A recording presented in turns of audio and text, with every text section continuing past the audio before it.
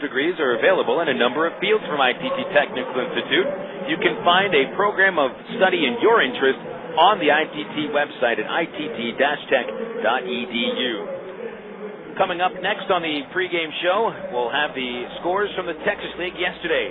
Set up today's scores as well. This is the CSN Arkansas Traveler Baseball Network.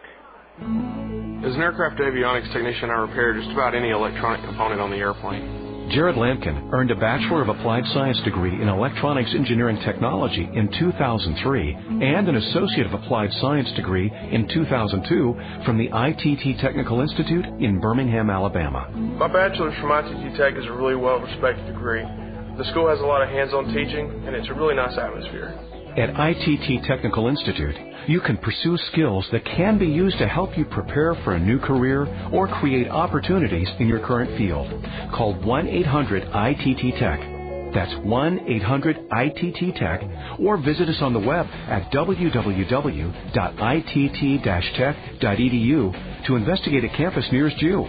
Find a potential new path to your future at ITT Tech. I want to move higher, get everything I can, fly my own plane. ITT Technical Institute. Education for the future. Brewery, can I help you? Hi. I just bought a six-pack of your beer, and I think there's something missing in it. There's no taste in the beer. There's no taste? I was hoping maybe somebody in shipping could send me flavor. Like, I'm not trying... all I want is flavor. Sure, there's no flavor. Is there, like, a flavor distribution center in my neighborhood? I'll pick it up. No, there's no centers. I'll tell you what. I got some Miller Lights here. That'll do the trick. Thank you very much. Okay. Have a good day. If you're going to choose on taste, choose the light beer that actually tastes like beer. Great tasting, less filling Miller Lite. Miller. Good call. Miller Brewing Company, Milwaukee, Wisconsin. Live responsibly. And now Sonic presents Molly, Brian, and some cookie dough hijinks. This Sonic cookie dough blast is great. I love it. Yeah, it's got all these little bits of cookie dough in there. You know, it just reminds me when I was little, my mom was making some cookies, and I got all the dough, and I ate all of it before she could cook the cookies. Oh. And I tell you, my reaction to that sugar was pretty phenomenal. I sort of started vibrating, you know, and running around and getting really hyper. And at one point, I thought that I was an actual beam of light. And, you know, I was running around the house saying, I'm a beam of light, I'm a beam of light. And, honey, yeah. You did that last week. Was that last week? Yeah. Oh. I didn't know you'd eaten a bunch of cookie dough. That actually makes me feel better. Cookie Dough Blast, new at Sonic. It's the irresistible taste of chocolate chip cookie dough blended into a creamy frozen treat. Try one tonight because Sonic's open till at least midnight all summer long. Sonic's Cookie Dough Blast at participating Sonic drive-ins. It's not just good, it's Sonic good. Welcome back to Hammons Field for the ITT Technical Institute pregame show. I'm Phil Elson with you here on the CSN Radio Network. Going to check out some of the scores from the Texas League yesterday. Well, not some of them, all of them. There was one game that did not take place. Wichita and Tulsa were rained out before they even were able to throw a first pitch last night. And so they were scheduled to play a doubleheader today. It'll be Wichita's second doubleheader in 3 games against the Drillers.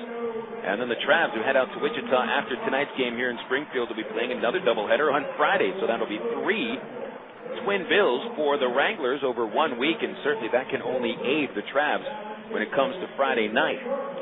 Last night in the West Division, they were able to get their games in. Corpus Christi finally picked up a win over San Antonio at home. It was the Hooks' 8th try to win a game against the Missions at Whataburger Field, and they won it 7-3. Mark Sacamano connected on a home run. It was a 2-run shot in the 6th inning off John Huber, who took the loss. Sacamano's 7th home run of the season. Mike Rodriguez and Hector Jimenez chipped in with a couple of runs batted in as well. Winning pitcher for Corpus last night, Peter Bauer, got his first win at Double-A, while Highland Peguero went 3 innings for the save. It was his 10th. Over in Frisco, the Rough Riders pound out 15 base hits and demolished Midland 12-3 yesterday. Vince Sinisi picked up a couple of base hits, 2 RBIs, each coming on a home run in the first inning off Stephen Bondurant. Andy Fox had a big game, 3 for 4, a couple of runs scored. He knocked in 4 runs. Winning pitcher for Frisco was John Danks. He came out of the bullpen for 3 innings, and he got his 3rd win of the year. Bondurant was torched for 4 innings, 11 base hits, gave up 9 runs, and Bondurant falls to 8-8. So with Midland and San Antonio each losing yesterday, they will remain tied atop the West Division at 19 and 13. Corpus Christi 3 games back at 16 and 16, and Frisco, which is 11 and 21. The Rough Riders are 8 games out of first place. The Travelers starting today, 1.5 out of first behind Wichita. Springfield, the Traveler opponent, 4 games out. And then the Tulsa Drillers, the first half champions in the East, 5.5 games out. And that doubleheader is already underway at Lawrence Dumont Stadium. Tulsa leading 6-1 in the first game. They're in the 5th inning.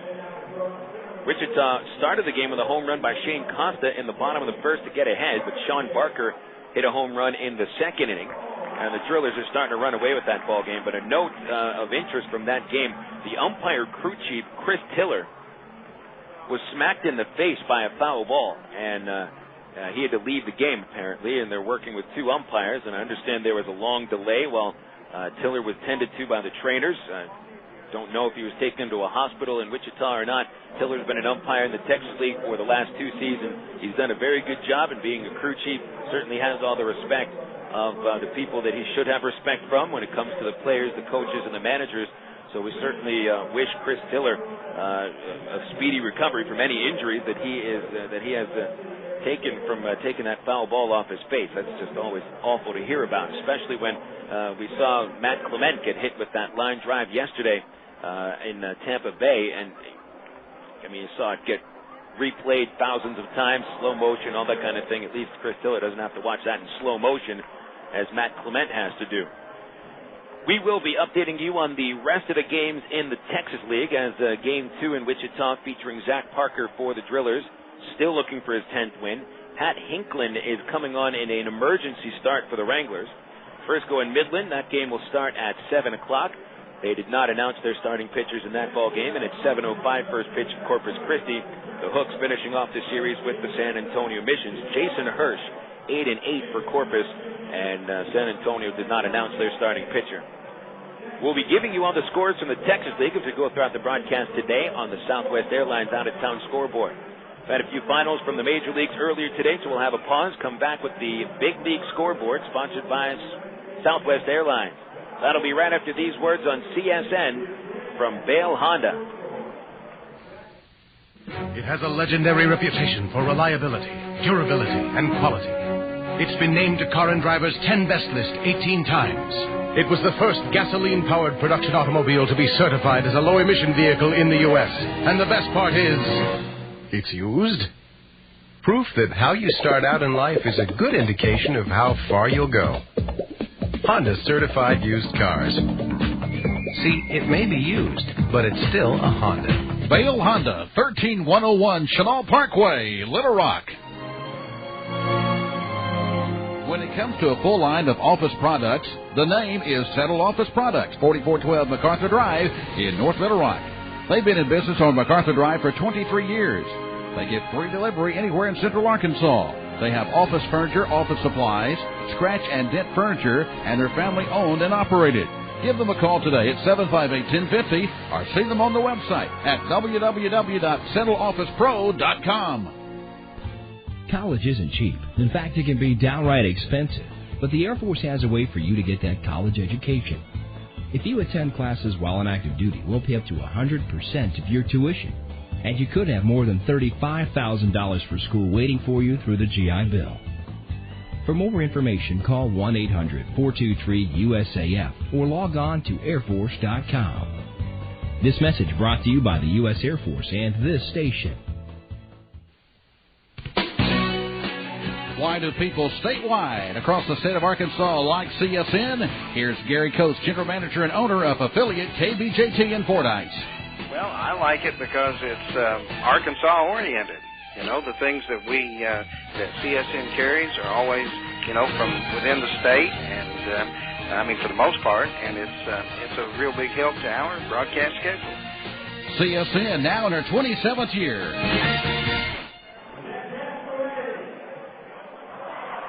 Welcome back to Hammond Field, where they just had the ceremonial first cast of the night.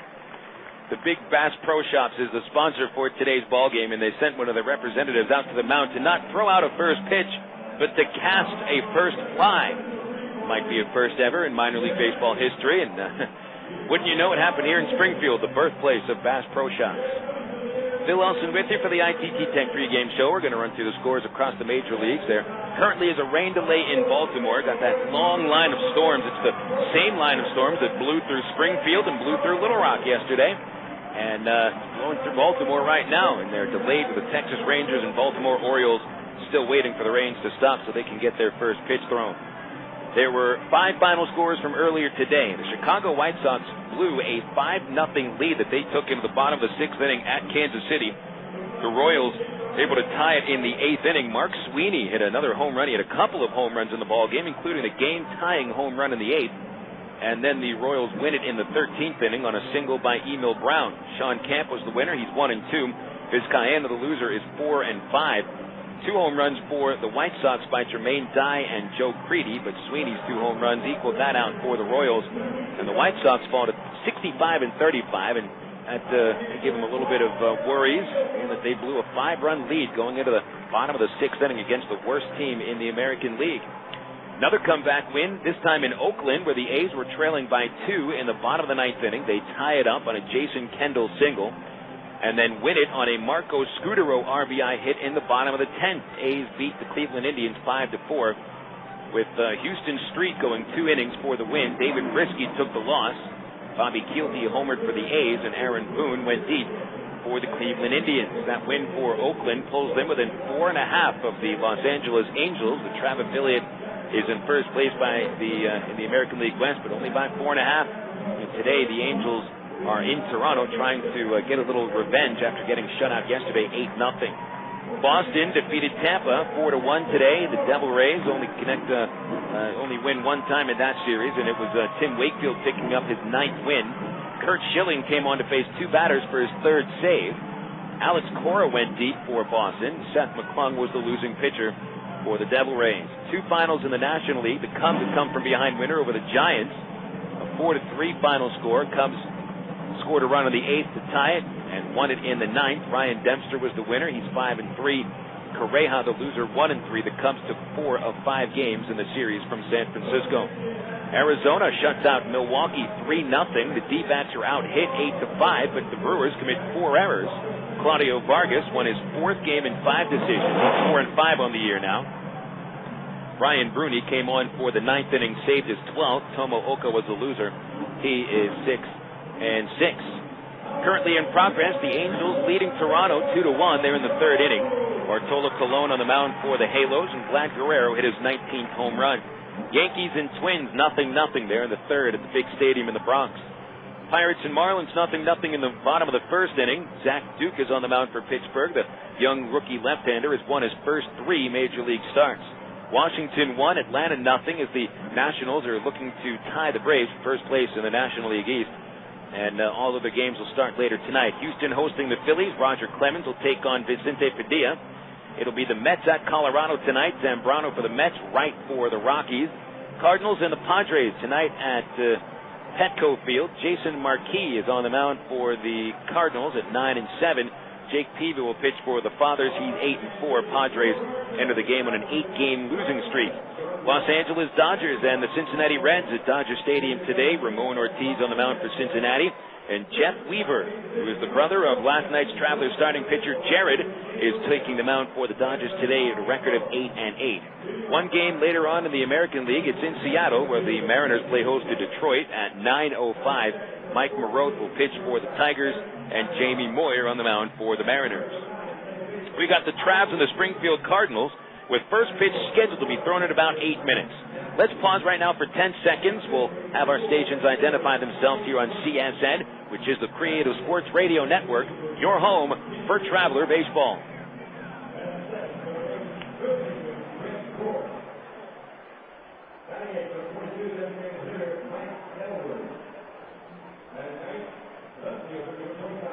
The starting lineups are coming up in the next segment. You're listening to Arkansas Traveler Baseball on the Creative Sports Radio Network. The ITT Tech pregame show has been brought to you by ITT Technical Institute, now online at itt-tech.edu. Stay tuned next for Arkansas Traveler Baseball right here on the CSN Radio Network.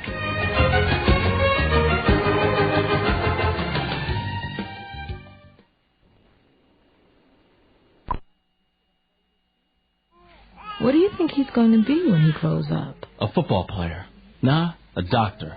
No, better yet, the president. Well, I hope he grows up to be just like you.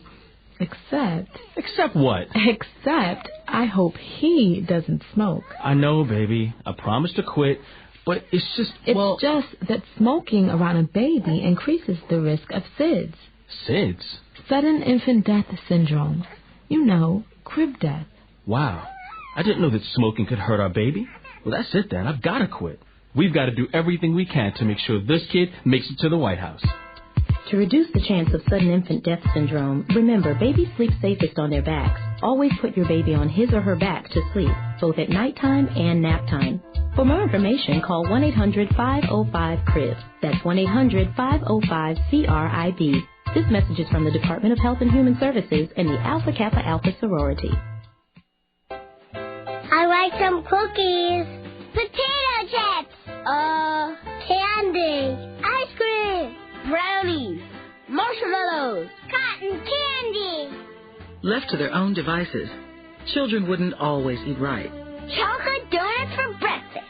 I want pizza. Pizza. Pizza. Popcorn.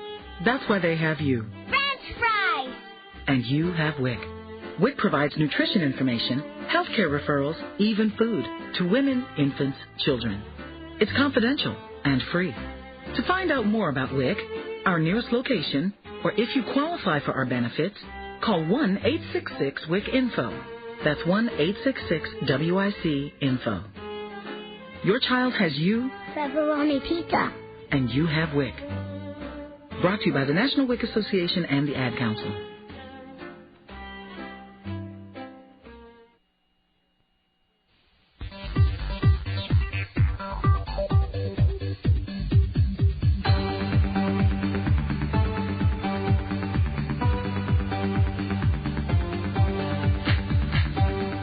A presentation of CSN, the Creative Sports Radio Network, brings you Arkansas Traveler Baseball.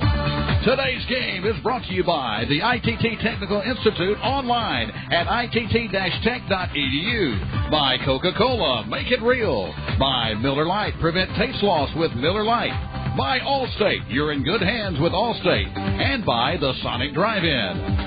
Arkansas Traveler Baseball is brought to you statewide on the Creative Sports Radio Network by Bale Honda. See the new Honda cars and trucks today. The U.S. Air Force, crossing to the blue. The Bank of the Ozarks with several locations to serve you. And by the Canado Tax Advisory Group. And now, the Texas League Arkansas Travelers.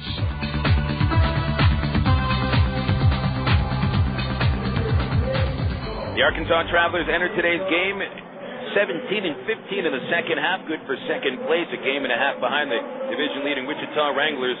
Overall, they're 51-51. A win tonight puts the Travs over 500 for the first time since June 15th. Springfield 14-16 in the second half, third place, 4 out behind the Wranglers. The Cardinals are 49-52, and the Travs lead this season series to 11 games to 6. Here are the starting lineups. First for the Cardinals, they'll have Sean Boyd leading off in center field. Batting second, playing third base, Travis Hansen.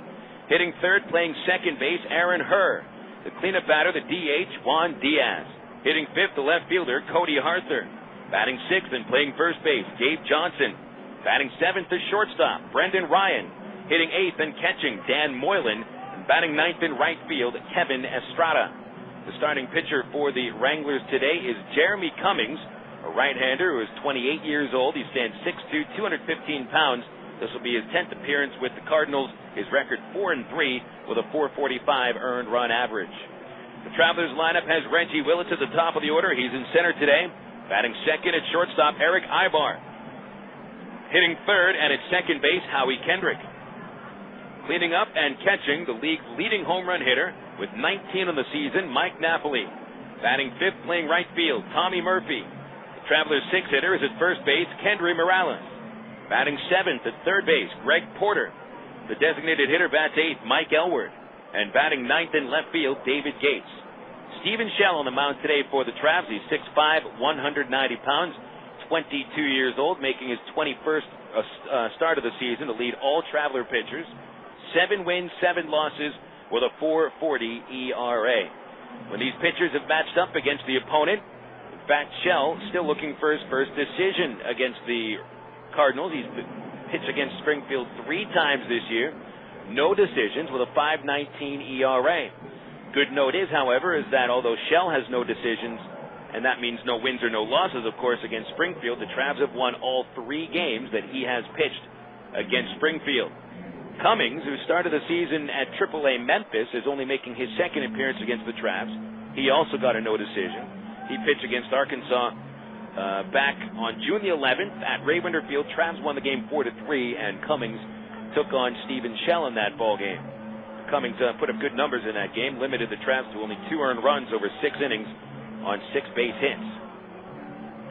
The umpire crew for this series is ready to go. They've got Jeremy Sparling behind the plate.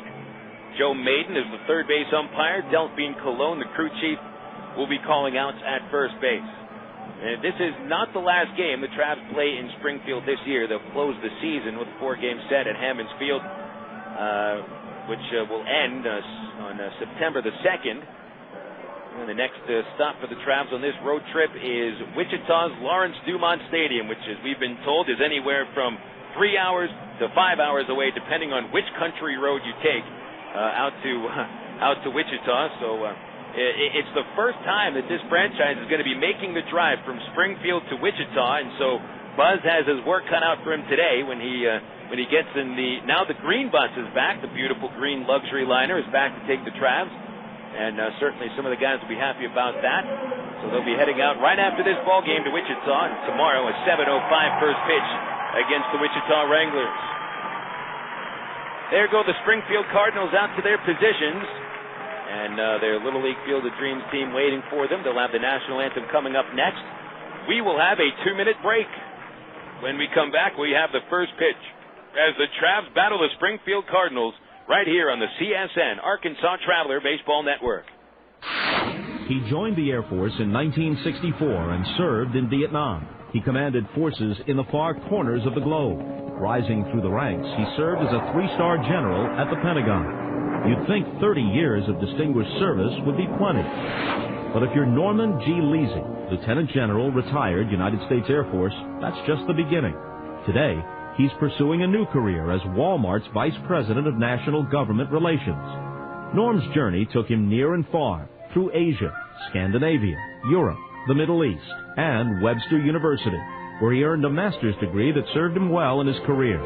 I'm Bob Costas, member of the board of Webster University. All Webster campuses around the world share the same belief. Education is more than just a degree. It's real knowledge for real-world success. For more information about graduate degrees from Webster University in Little Rock, visit them on the web at webster.edu or call them 800-828-2598. Hey fans, Bill Valentine here with a question. When was the last time you saw the Travs turn to triple play? That's right, I can't remember either. So this year we're going to celebrate if the Travs manage to turn that trick. $100,000 to one fan if the Travs complete a triple play during the 6th inning of a home game. You got to be 18 to enter with a valid driver's license, and you must be present to win.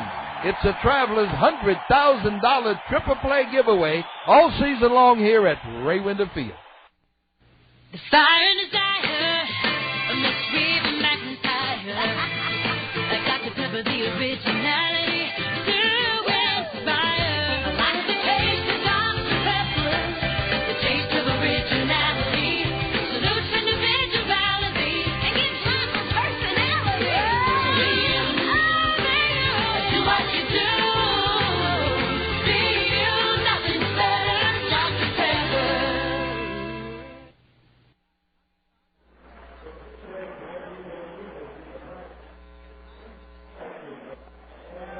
We are all set for baseball here at beautiful Hammonds Field in downtown Springfield, Missouri. Or, of course, as they like to say, Springfield, Missouri. Being that I'm marrying a St. Louis girl, I'm probably going to have to figure out how to say the name of the state correctly as far as Missourians go. Everybody here in Springfield does refer to the state as Missouri. And what the Missourians have been shown is a gorgeous facility for baseball in its first year of existence. For minor league baseball, that is. It hosted college baseball last year.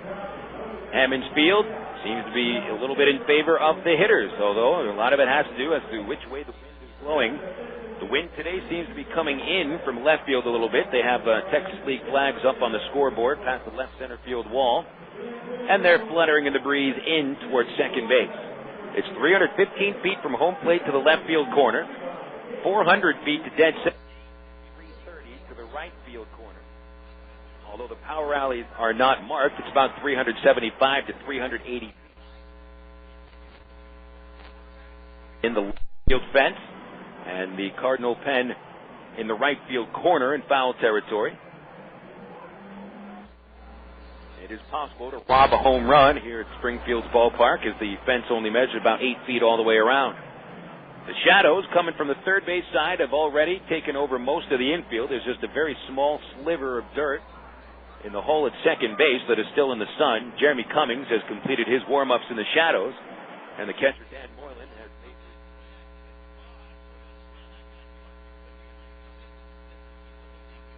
made Sean Boyd in center. The right fielder is Kevin Estrada. On the infield, it's Travis Hansen at third base, Brendan Ryan at shortstop, Aaron Herr at second, Dan Moylan the catcher, Jeremy Cummings on the mound for Springfield Cardinals. Cummings makes his 11th start with Springfield, 4 wins, 3 losses, with a 4.45 ERA.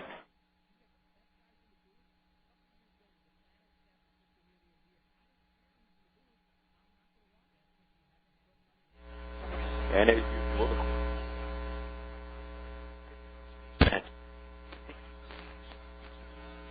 this is outside, ball 1. Willits followed by Erick Aybar and Howie Kendrick. As Cummings puts his hands over the head and delivers a 1-0. It's shot on the ground to the third baseman. Hansen was playing in and is right there to receive the ground ball. Takes his time, pumps the arm, throws to first, and gets the out. So that'll bring up Erick Aybar. As Reggie Willits, who started the day at 297, is the first out of the night. Aybar, just like Willits, enters this game 5 for 15 in the series. Top of the order has been rather productive. Willits, Aybar, Kendrick. Between the three of them have come through with 14 base hits. Aybar had an RBI double yesterday. He was 1 for 5. Switch hitter, batting left-handed, looking to slap bunt the first pitch, but he takes it instead on the inside corner, and Aybar falls behind 0-1. Eric starts today at 277 with 4 homers, 34 runs batted in. Again, the corner's up. 0-1 is inside, and it turns Aybar away. 1 ball, 1 strike from Cummings to Aybar. Jeremy Cummings, standing 6'2", 215 pounds. Decent fastball. Good off-speed delivery. Here's the 1-1 to Aybar, and it is a sinker down low, ball 2. Cummings is 28 years old. He's out of Hurricane, West Virginia, and played his college ball for the Mountaineers, WVU. Cardinals selected him in the 1999 draft with their 21st round pick. 2-1 pitch. Aybar takes ball 3. Low and outside, it's 3-1. Cummings has thrown 56 2/3 innings with the Cardinals, allowing 55 base hits and a .252 average against, 5 home runs. Hansen backs off at third on the 3-1 pitch, and Aybar, big swing and a miss. Erick Aybar, who usually doesn't take a home run cut, he just tried to wallop that on top of the clubhouse, which is just by the right field fence. Count now 3-2. Cummings kicks and comes home, and Aybar shoots it up the middle. It's a base hit.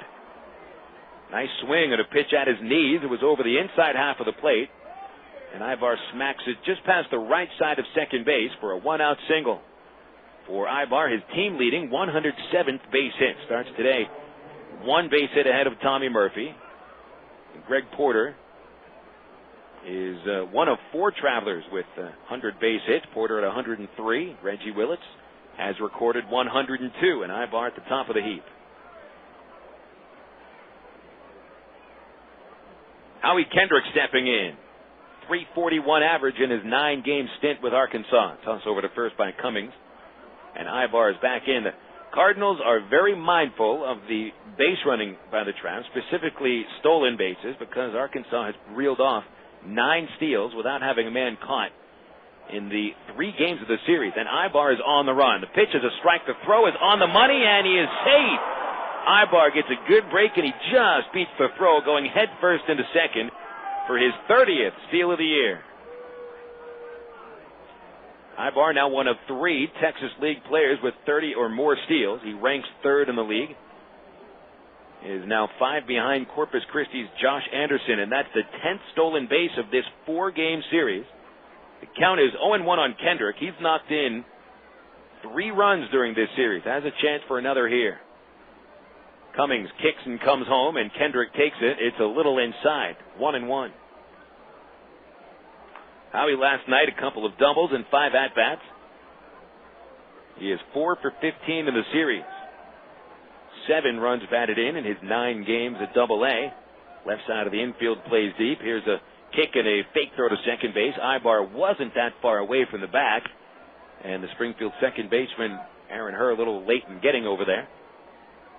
There haven't been any travelers picked off. Nobody caught stealing. They've been almost perfect on the base paths. Here's the 1-1, and it's hit high and shallow into left field. The shortstop, Ryan, goes out, comes in. Harther drops the ball, and Aybar's going to hold at second base. Kendrick is aboard as Harther had trouble with the little pop-up in left field. They'll call an error on Harther, the left fielder for the Cardinals. And Springfield, who enters this game with 99 errors, just committed their 100th. Actually, pardon me, that is not true. That is their 127th error. They've already been over 100 for a while. Looked at the wrong number there. But they are the worst fielding team in the league when it comes to the numbers. Cardinals have now committed an error in 9 consecutive games. And Mike Napoli has the table set for him. Boy, Ryan actually had a better play on that ball, but he gave way to the left fielder, as most shortstops should do if the left fielder is calling him off. Now Cummings sets, and he deals. Napoli swings and fists it high down the left field line, but it's going to go foul. And over to the grassy picnic berm, just past the grandstand in left field. And it's 0-1 on the traveler cleanup batter, Napoli.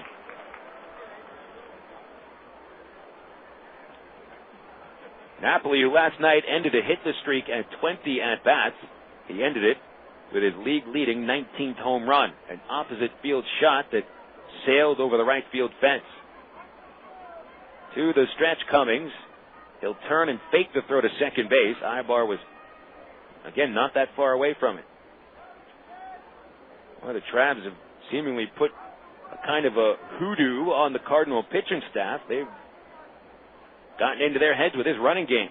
The 0-1 up at the shoulders to Napoli, and he had to jump away from the plate. It's a ball and a strike. 1-1 on Napoli. Starts the average today at 241. 19 homers. 68 runs batted in, which is second in the league. 3 behind the 71 RBI total of Wichita's Justin Huber. A ball and a strike with 1 out and 2 runners on base. Third base is open. Cummings will wheel and fake another throw to second. He's tried that move 3 times and has never let go of the ball. Napoli trying to keep his concentration as he takes a deep breath and stands back in. Right foot deep in the box. Left foot up at the front of the plate. Frozen in his stance. The runners go. The pitch is low. The throw goes to third, and Aybar beats the throw. Double steal. Kendrick follows him at a second. The running Travs off and running today. 3 steals already, and that's 12 on the series.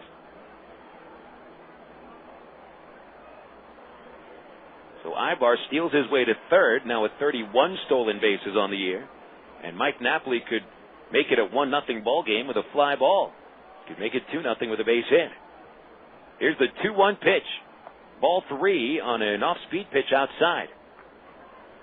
And it's 3-1 to Napoli with Tommy Murphy waiting in the wings. Wouldn't he love to get a chance to come up with the bases loaded in the first inning? Napoli, who walked in his last 2 plate appearances yesterday, leads the team, taking 67 free passes.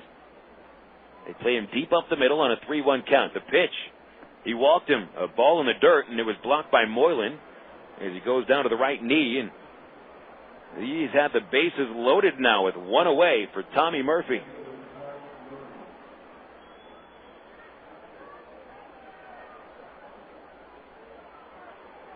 So Cummings, who has decent control numbers, walks only his 15th in 56 and 2/3 innings.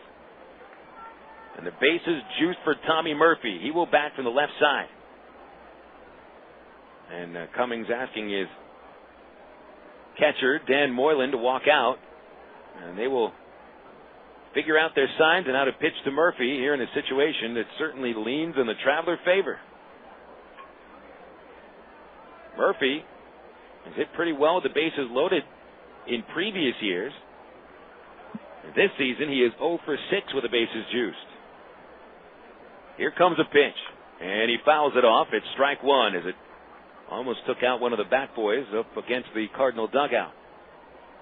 0-1 the count to Murphy. Tommy last night 1 for 4. He's had a hit in 8 of 9 games, with 3 runs batted in. They're playing for a double play on the infield, with the middle infielder's a little back behind second base. The corner's even. The 0-1 in there, called strike 2 to Murphy. Tommy hitting .286 with 11 home runs, 50 runs batted in. Travs look to get ahead here in the first. Bases loaded, 1 away. Remember, they had the bases loaded with nobody out in the 9th inning yesterday and failed to score. Here's the 0-2, and it's up high, ball 1. 1 ball, 2 strikes on Murphy. Murphy in this series, 5 for 11. 3 singles, a couple of doubles. And here just a fly ball will at least do to bring home a run. Aybar, the runner at third, he flies. Kendrick with good speed at second, and Napoli runs fairly well at first. The 1-2. A little foul ball as Murphy was leaning over the plate, a very slow swing, very defensive it seemed. He might have been fooled on the pitch, but he's able to flick the wrist at the last second and get a little piece of the ball and hit it back into the net. So it remains 1-2 on the Travs' number 5 hitter here in the first. Hanson, the first baseman, plays in front of Napoli. He leads right behind him. Here comes the pitch. Strike 3 taken by Murphy on a breaking pitch right on the outside corner.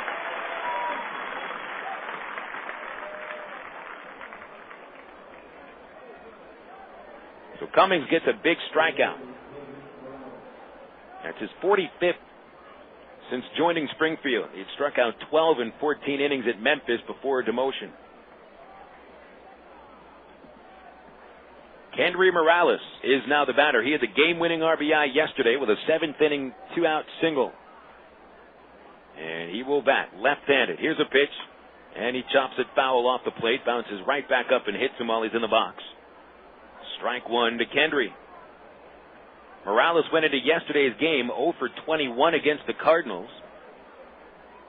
And he walked in his first plate appearance, then had a single in his next at-bat. So had an 0 for 21 slump against Springfield and ended up winning the game yesterday with that 7th inning single. Can he come through here? The bases loaded, 2 outs. And a 1-strike pitch comes. And it's shot on the ground, up the middle. Second baseman Herr gets to it, but he's unable to make a play as Aybar comes home to score. It'll be an infield single for Kendrys Morales, and it makes it 1-0. When Morales didn't hit the ball all that hard, but it literally bounced over second base. A slow bouncing ball that just barely made it past the second base bag. And Herr got to it about 5 feet in back of the base. He was going to try to shuffle it to the shortstop for a force out. But the ball popped out of his mitt before he could reach in. And so credit Morales with an RBI single. They're still loaded, but now it's for Greg Porter. Porter had an 8-game hit streak end yesterday as he takes a fastball at his knees for strike 1. Porter was 0 for 4 yesterday. During his hitting streak, he had been 11 for 26. His average at 308. 0-1 to the left-handed hitter. Off speed outside, and it's 1-1.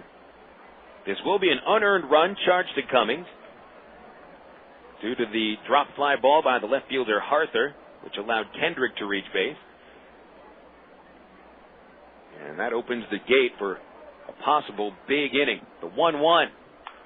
Fly ball over the shortstop. That will be caught by the shortstop. Brendan Ryan ranges about 50 feet into shallow left field and makes a nice grab at his knee, and the Travs manage 1 run here in the first inning. 1 run on 2 base hits, 1 error, 3 runners left. Bottom of the first coming up. It's the Travs 1 and the Cardinals nothing. Here comes Springfield after these words on the Creative Sports Radio Network. Anybody ever say to you, looks like somebody's got a case of the Mondays? What are the Mondays? Are you supposed to be glum and depressed just because the work week started? What a bunch of baloney. Here at Ray Winder Field, we're going to turn Mondays into something you can look forward to. That's because the Travs and the Arkansas Democrat-Gazette presents Democrat-Gazette Mondays here at Ray Winder Field. Every Monday, the Travs are home. You just pick up a copy of the Democrat-Gazette, and there'll be a discount coupon right in the sports section, good for $3 admission. See, Mondays aren't so bad, at least not during the baseball season.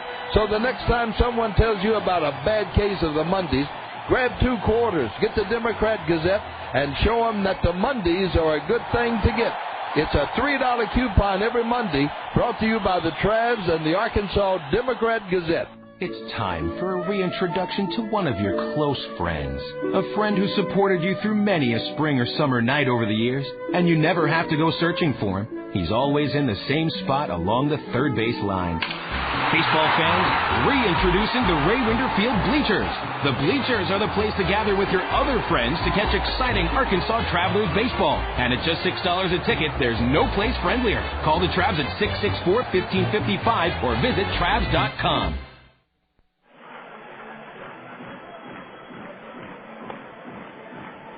We are back at Hammons Field as the Travs have taken a 1-0 advantage over the Springfield Cardinals. Kendrys Morales knocks in his 21st run since joining the ball club at the tail end of the first half. Morales had been 0 for 21 against the Cardinals, but now he has hits in 3 of his last 5 at-bats against Springfield, and more importantly, has knocked in a run with each of his last 2 plate appearances. Stephen Shell is completing with his warm-ups. Mike Napoli is made to throw to second base. Shell enters today's game with a record of 7-7. ERA sitting at 4.39. Last time out, Shell picked up his 2nd win in a row, 9-5 over Tulsa. It was the first time he had defeated the Drillers after 3 previous tries. 5 1/3 innings, 2 hits. He walked a season-high 5, but struck out 7. He's whipped 16 batters in his last 14 1/3, and has been very effective when throwing strikes. We'll see if he's got command today. Sean Boyd steps into the box, and Shell starts with a strike on a fastball. It's 0-1. Boyd, right-handed batter, entered yesterday's game bouncing into only 4 double plays in 90 games. Shell's fastball over the outside corner, strike 2 called to Boyd. Then Boyd entered the 8th inning, coming up to the plate with the bases loaded and 1 out. Travs are leading by a run. And he hit back to the mound for a double play. The 0-2 is fouled back as Boyd leans over the plate for a changeup. Boyd finished yesterday 2 for 5. He's knocked in 3 runs in the series. Cardinal fans were expecting him to at least come through with a fly ball, but Alex Serrano got him to bounce back to the hill. The 0-2 is low from Shell, ball 1. Boyd hits .276 with 1 homer and 34 runs batted in. He scored 47 times from the top of the order. Shell, the big right-hander from El Reno, Oklahoma, is 3rd in the league in strikeouts, and his 1-2 is fouled back again. Same kind of swing by Boyd as he leans over the plate, caught off balance on a changeup, but still able to get a little piece of the baseball. Shell, with 94 strikeouts, could take over the number 2 spot in the strikeout race in the league if he strikes out 3 hitters today. The 1-2, and it's flying into right field. Murphy has a bead on it. He will go down and make the catch. Almost went down to a knee. Caught the ball with the sun right in his face. That's a tough play to make with the sun coming over the third base roof. And the shadows are stretching only about 20 feet to where Murphy is positioned in right field. So that's where the sun is at its strongest point, right into your eyes. Tommy was able to make that grab, and there's 1 out. Here's Travis Hansen. Hansen, the left-handed slugger, who smacked 2 home runs 2 nights ago. Yesterday was 2 for 5. Left-handed batter takes a ball outside from Shell, 1-0. Hansen is 5 for 14 in the series. 2 homers, putting his season total up to 14. Shells 1-0 to Hansen. Shot foul towards the dugout at first base, occupied by the home team. 1-1. Hansen's first at-bat this season came against Shell at Ray Winter Field. Back on April the 7th, Hansen hit a 2-run homer with his first at-bat of the year. Shells 1-1 to Hansen. Swing and a miss. That's a split-fingered pitch, and Hansen comes up empty. Now it's 1-2. 276 average for Hansen, 14 homers, 66 RBIs, which leads the Cardinals and ranks 4th in the league. 1-2 the count is Shell still looking for that 95th strikeout. 45 walks, 94 Ks. The 1-2. There's a strikeout, a high fastball, and Hansen tried to climb the ladder. He swings and misses, and Shell records his first strikeout of the game. 2 outs here, the fielders behind Shell.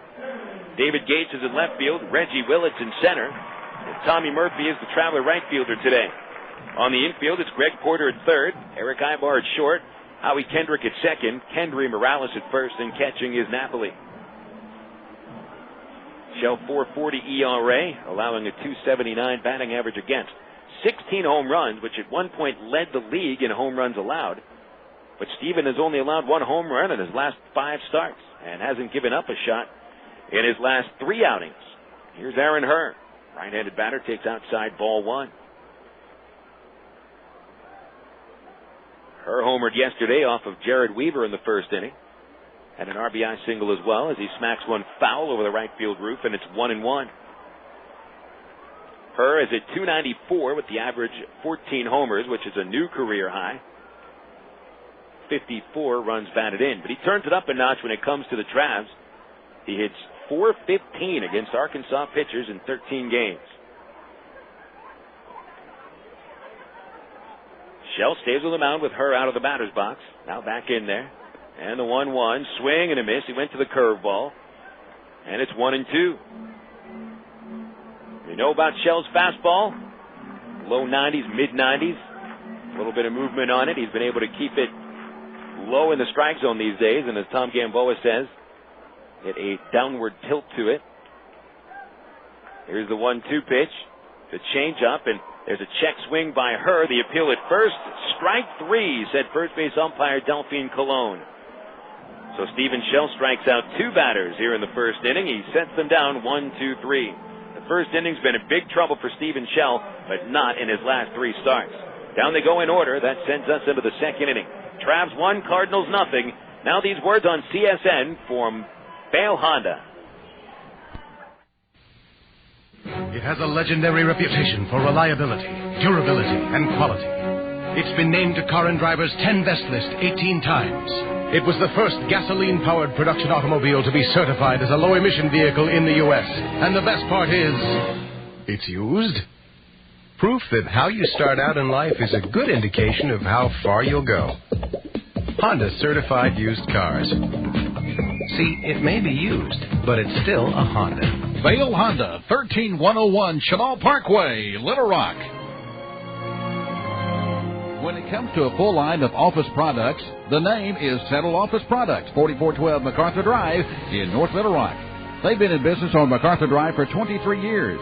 They give free delivery anywhere in Central Arkansas. They have office furniture, office supplies, scratch and dent furniture, and they're family owned and operated. Give them a call today at 758-1050 or see them on the website at www.settleofficepro.com. CSN is now live on the internet at csnsports.com. Click on live broadcast in the upper left-hand corner on your homepage for live play-by-play audio, not to mention all other programs CSN produces during the year. Check out our webpage with a list of games today on CSN, the latest scoreboard, and the latest sports headlines at csnsports.com. That's csnsports.com with live coverage worldwide on the internet. csnsports.com, bringing you closer to us than ever before.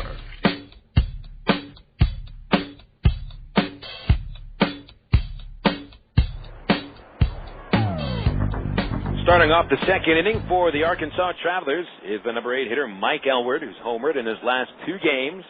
It's a 1-0 lead for the Travs as Jeremy Cummings offers up a fastball, and Elward takes inside for ball 1. Yes, Elward has actually had the biggest power surge in this series for the Travelers. He's 4 for 7 with 2 homers as he takes outside from Cummings, ball 2. Elward hit a home run early in the game yesterday, a 2-run shot in the second, and then had a double and a run scored, all off the starter, Stu Pomeranz. Cummings missing again with a 2-0 fastball. It was low. Ball 3 to Elward. Elward followed by David Gates and then Reggie Willits. A 1-0 lead for the Travs on an RBI infield single by Kendrys Morales. The pitch on 3-0, right down the middle, and Elward not swinging, 3-1. Mike Elward hitting .263, 9 homers, 47 runs batted in. The 3-1 fouled off over the screen, and that brings the count full as it hits the press level and bounces back into the grandstand right behind the plate. Elward had been 2 for 20 the last visit to Hammons Field, having a great series offensively. Here's the 3-2. Swing and a high fly ball to deep left field. Has he hit another home run? He has! Mike Elward hits a home run for the 3rd consecutive game.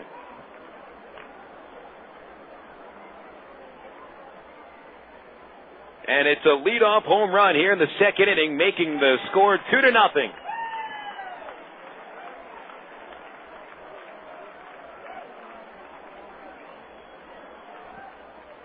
That's number 10 on the season for Elward, and another no-doubt shot.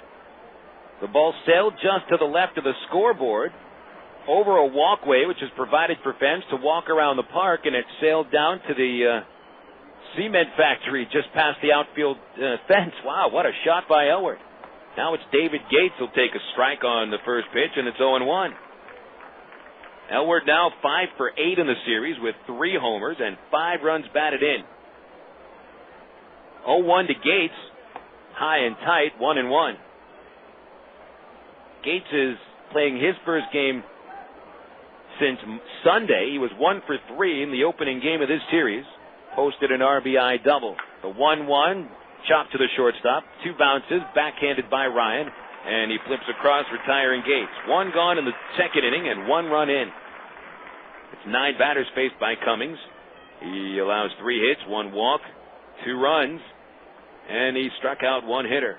To the top of the order we go with Reggie Willits. That Traveler home run by Elward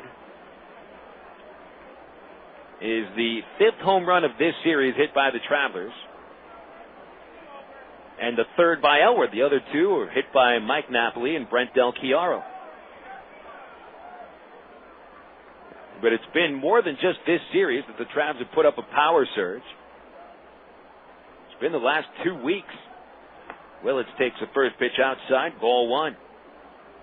Tonight's game is the 12th of the last 14 that the Travs have hit at least 1 home run. And who has led the charge? Mike Elward with 4 home runs, leading the team during the last 2 weeks. The 1-0 pitch is up high, ball 2 to Willits. Willits bounced out to the third baseman to start the ball game, and he's 5 for 16 in the series. Hanson, who retired him in the first, is playing up again. A 2-0 count as Cummings rears and deals. Willits a late swing and a miss. It's 2-1.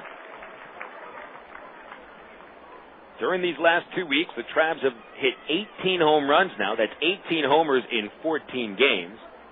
9 different players have chipped in.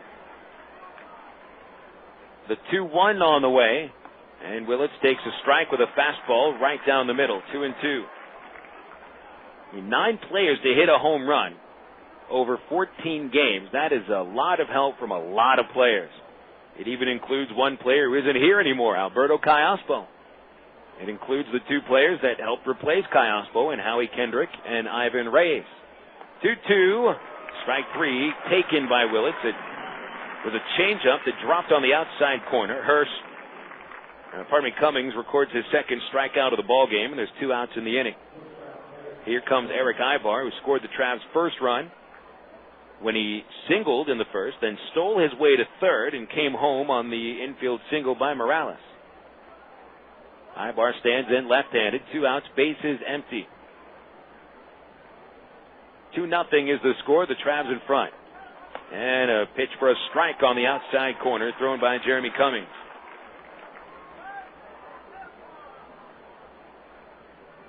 Now, Cummings hasn't been all that susceptible to the home run. That's just the 8th home run he has given up in 18 outings between AAA and AA. Pitch inside here to Aybar, and it's a ball and a strike. 6th home run he's allowed in the Texas League. He went his first 4 starts without giving up a home run. Aybar a little out in front of a change. He fouls it off. It's 1-2.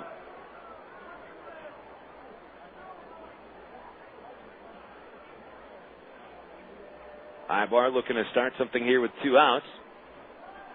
Mike Elward leads off the inning with a home run. The windup, the pitch. Change, bounced over the mound. This will be a tough play. Charging from second is Hurr. He can't field it cleanly. And Aybar is safe at first. As the play is complete, the official scorer gets on the horn and says infield single.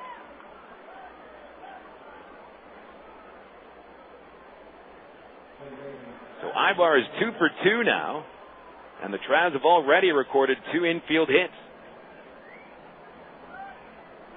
By the way, that infield hit for Morales, it's the first infield single that he has recorded this year. Aybar, that's the 19th infield single for him. Kendrick with a chance to hit. There's a throw over to first base. Aybar is back in there. Well, you know there's going to be more than just one throw over to first base, the way Aybar was running in the first inning, stealing second and third. He's now swiped 5 bases in the series. There's another throw over. Aybar flinched a little before diving back in ahead of the throw. Arkansas 2, Springfield zip in the top of the second. You always have that chance with 2 outs to manufacture a run with a speedster like Aybar on the bases. There's a throw over to first base again, and he's back in there. Then on the other hand, there's always the chance Aybar gets thrown out.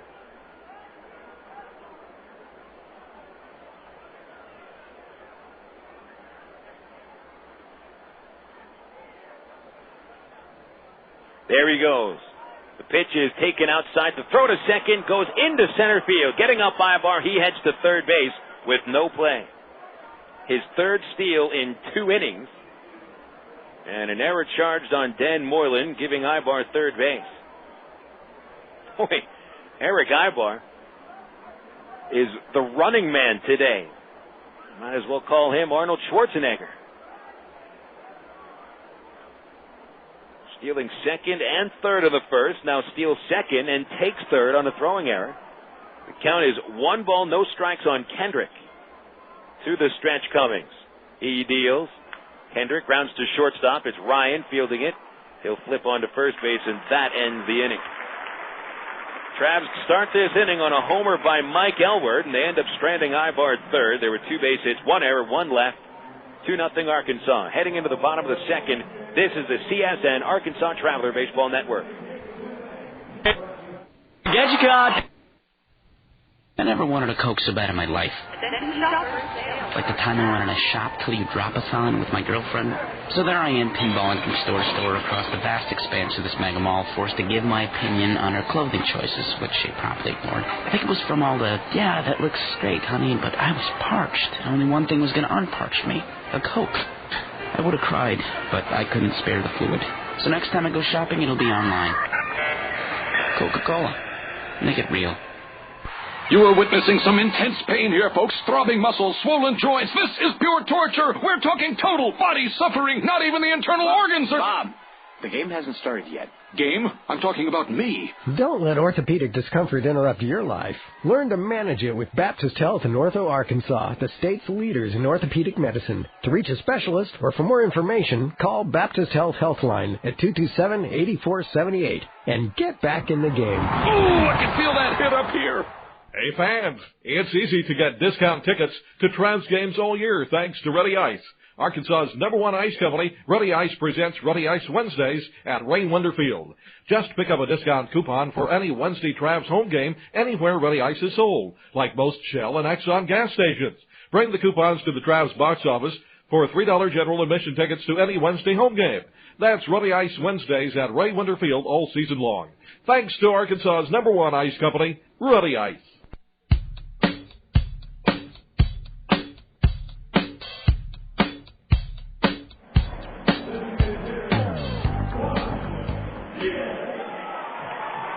Travs have a 2-0 lead that they hand over to Stephen Shell, scoring a run in the first on an infield single by Kendrys Morales.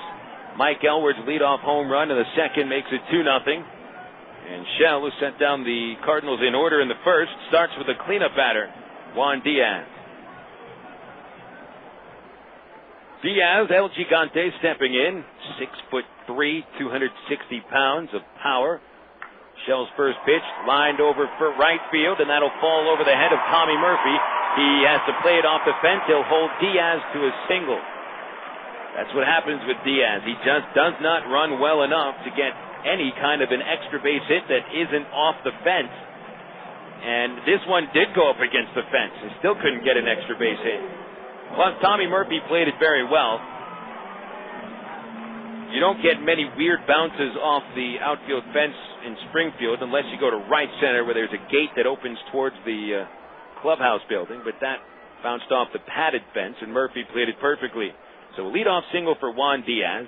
This brings Cody Harther up, and a swing and a miss at a first pitch fastball for strike one. Harther, who committed the fielding error on a drop fly ball by Howie Kendrick in the first inning, led to the Travs' first run. The 0-1. Swing and a miss on a high fastball. 0-2. Arthur last night at the plate was 1 for 5 with an infield single. He bats .267, 4 homers, 17 RBIs, playing in his 35th game with the Cardinals. 0-2 count. At the letters now, Shell deals, and he's low with a fastball. Ball 1. On deck, Gabe Johnson. We may see Brendan Ryan in this inning unless Shell gets a double play, which certainly has not been a tall order for him this year. 19 twin killings behind him in 20 starts.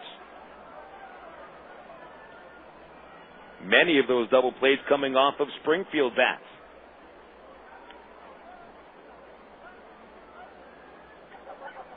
Springfield has hit into 7 double plays against Stephen Shell this year. The 1-2 fouled off over the Redbird roost to our left. Shell's first game of the season, we got a taste of what he was about and a taste of what this team was about when they turned 3 double plays behind Shell. Steve also gave up a couple of home runs, which has also been part of his game this year, though not recently. Sets under the letters. Here's the 1-2. Arthur takes it, and it just missed up high. Ball 2. But being that Shell has a lot of home runs hit off him, gets a lot of double plays turned again. So you have a pitcher there that gives up fly balls, gets a lot of ground balls.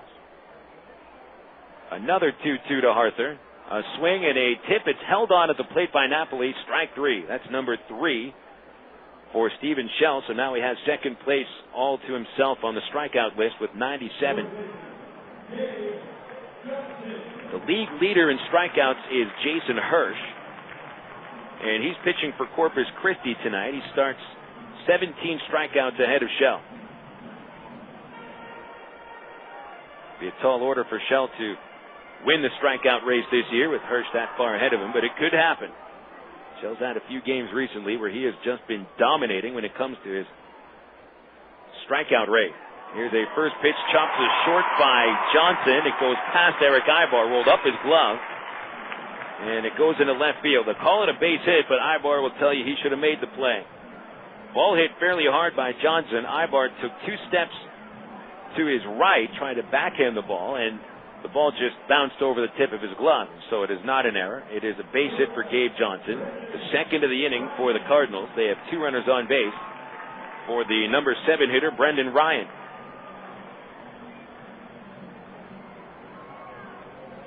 All the double plays the Travs turn and the propensity to turn a double play. You would think sometimes that Aybar may be a little quick trying to get the throw to second base. Might have been a little too quick there. Can't argue with how he's turned the double play this year. It's worked. Ryan standing in there, right-handed batter. He's the shortstop. Travs leading 2-zip. And the first pitch, swing and a miss. Fastball handcuffing the batter. Strike one. Ryan here in only his 8th game at Double-A. 23 years old from Los Angeles. Leans back in the box, chokes up a ton. Here comes the pitch. Fouled off over the right field side and out of play. Gets to the second level, the suite level. That hangs over the last row of the grandstand, and it's 1-2 on Ryan. Ryan 2 for 9 in the series. No RBIs. He's 4 for 24 at Double-A. Shell could get that 4th strikeout right here. He kicks, and the pitch is low. Went to that split finger, and Ryan lays off. Though he did start to move his arms across, he held back at the last second. 2-0 lead. Trying to protect it is Steven Shell. He's given up a couple of singles here in the second inning. Juan Diaz at second base. Gabe Johnson at first. One away. Good look at the runner. Here it comes. Popped it up. That's over towards first base in foul territory, but it'll sail into the crowd. A good 10 rows into the seats behind the first base dugout. And the count still 1-2 on Ryan. Ryan listed by Baseball America as one of the top prospects in the Cardinal organization, in a system that does not have many position player prospects. Ryan is listed as the best.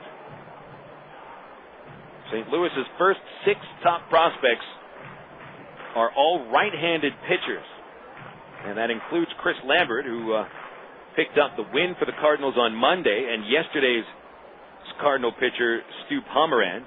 Ryan listed as the 7th top prospect.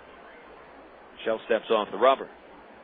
Ryan came from Lewis Clark State in the NAIA College Conference, and they won an NAIA national championship with him.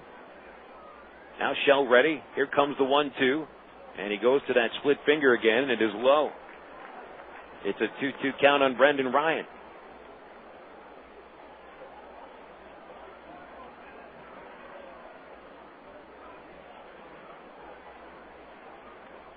Shell working here against Ryan. He's trying to get him to go after that split-fingered pitch twice. And Ryan's been able to lay off it.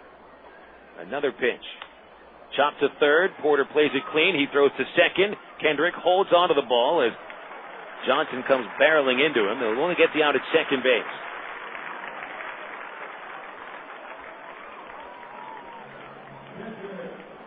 So Ryan on a fielder's choice now at first base. Runners at the corners and 2 outs.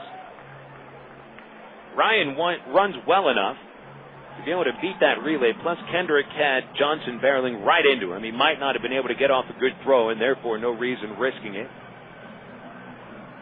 But this does bring Dan Moreland to the plate and gives the Cardinals a chance to tie the game if he sends a ball to one of the gaps. Moreland, a left-handed batter, is hitting only .207, though he did make it on base 3 times yesterday. Got a single and 2 walks. At the stretch, Shell comes home, and it's fouled back. Moreland got a good swing at the fastball, but Shell, with his power arm, threw a fastball hard enough that it wasn't made solid contact. 0-1 the count on Moreland.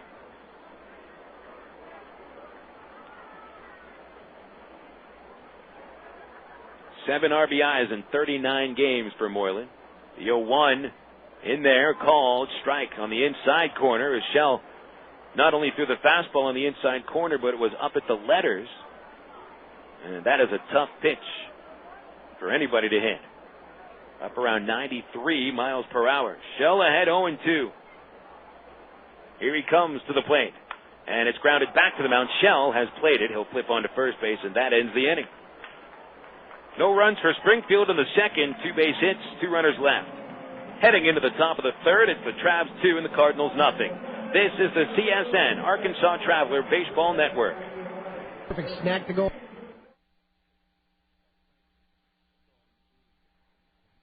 1998 New York City Marathon runner German Silva made a huge mistake. 1/2 mile from the finish line, he took a wrong turn. When he heard yells from the crowd and saw the looks on their faces, he realized his mistake. He immediately turned around, but the error cost him a crucial 15 seconds. His only hope for winning now was to sprint to make up for lost distance. Did he have the energy? Could he do it? He later said, "Too much work had gone into this race. I had to fight it out." He was able to make up the lost distance and finish first in his division, but only because he refused to allow a wrong turn to knock him out of his quest for the prize. I'm Mark Evans, pastor of the church at Rock Creek. You know, there are times in life when we make a wrong turn, but when we discover that it was a wrong turn, the wise person changes direction. Hit a home run with your family tonight. Whether you're planning a meal before the game or snacks for the game, remember to include milk, cheese, and yogurt in the game plan. 3 servings a day of dairy is the right amount to help keep your body healthy. It's easy. Just look for the 3-a-day logo on your favorite calcium-rich dairy foods at your local retailer. For more information, including recipes and coupons, visit www.3aday.org. Have you had your 3-a-day today? The power of cheese.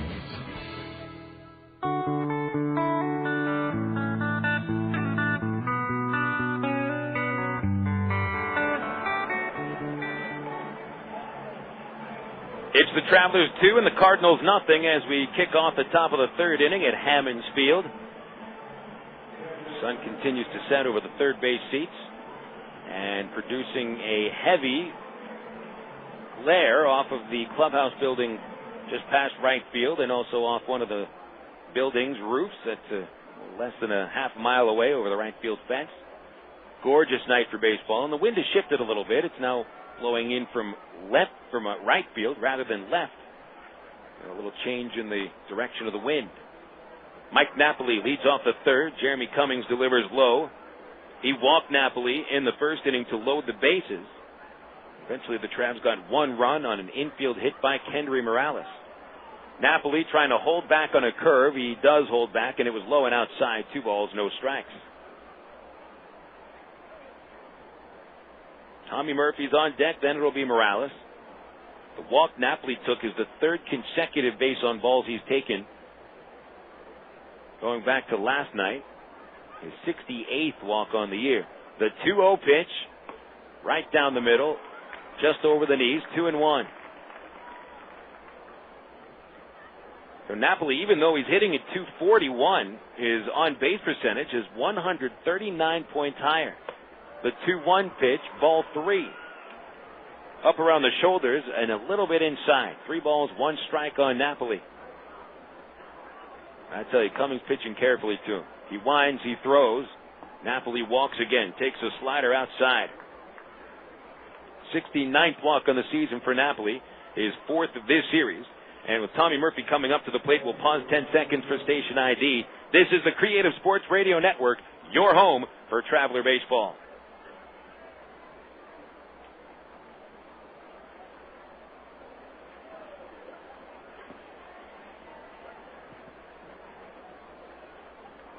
Two nothing, Travs leading. We're in the top of the 3rd. Tommy Murphy, the batter, and he chops back to the mound. Cummings will try to start a double play, and out at second, on to first, the shortstop right on the money, and it is a double play. 1-6-3, tailor-made if ever. Cummings had so much time that he sort of floated the throw over to the shortstop. Ryan cut across the bag and all in one motion threw on the run. That was a pretty looking play. So 2 outs, Murphy now 0 for 2. And Kendrys Morales comes up to the plate with nobody on base. And the corners drop back. Here is a first pitch. And it's on the outside corner, a curve, strike 1. Morales' infield single in the 1st inning was the first infield hit he's recorded with the Travelers. I'd imagine he didn't have many in the California League. Swing and a miss on a high fastball. And it's 0-2. Kendrys not known for his speed. He is known for his power. Been a while since he last hit a home run, dating back to the last week of June. Here's the 0-2. Ground ball on the right side. Diving stop, Hurth throws him out, and that ends the inning. Couple of standout defensive plays by the Cardinals here in the third. And Morales was just robbed by the second baseman, Aaron Hurd. No runs, no hits, nobody left. Heading to the bottom of the third at Hammons Field, it's the Travelers 2, Springfield Cardinals nothing. This is the CSN Arkansas Traveler Baseball Network. Brewery, can I help you? Hi, I just bought a six-pack of your beer, and I think there's something missing in it. There's no taste in the beer. There's no taste. I was hoping maybe somebody in shipping could send me flavor. Like, I'm not trying. All I want is flavor. Sure, there's no flavor. Is there like a flavor distribution center in my neighborhood? I'll pick it up. No, there's no center. I'll tell you what. I got some Miller Lights here. That'll do the trick. Thank you very much. Okay. Have a good day. If you're going to choose on taste, choose the light beer that actually tastes like beer. Great tasting, less filling Miller Lite. Miller. Good call. Miller Brewing Company, Milwaukee, Wisconsin. Live responsibly.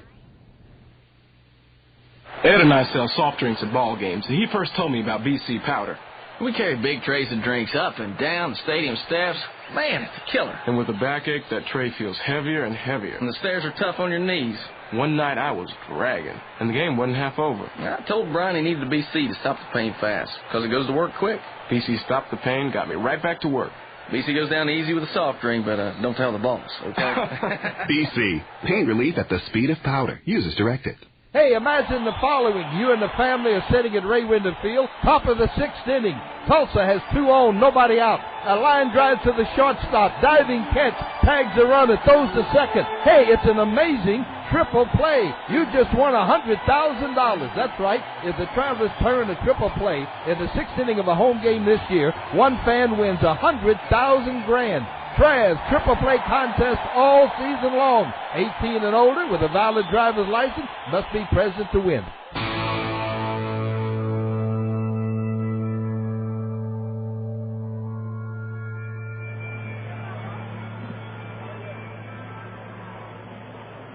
Steven Shell ready to pitch here in the bottom of the third. Travs up on Springfield by a 2-0 score. Number 9 batter Kevin Estrada gets his first at-bat of the series. A switch hitter who takes Shell's fastball outside.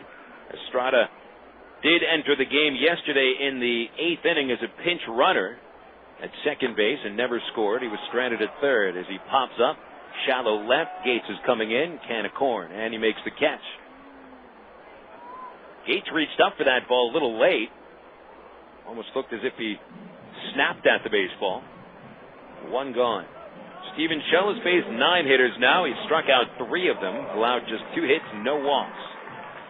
The big number there is the 0 for the amount of walks that he has allowed after Shell walked 5 batters in his last outing. And he usually is outstanding with his walk total. He's never been a pitcher to offer up many walks. Here's Sean Boyd with a swing and a miss at a high fastball. And the count 0-1.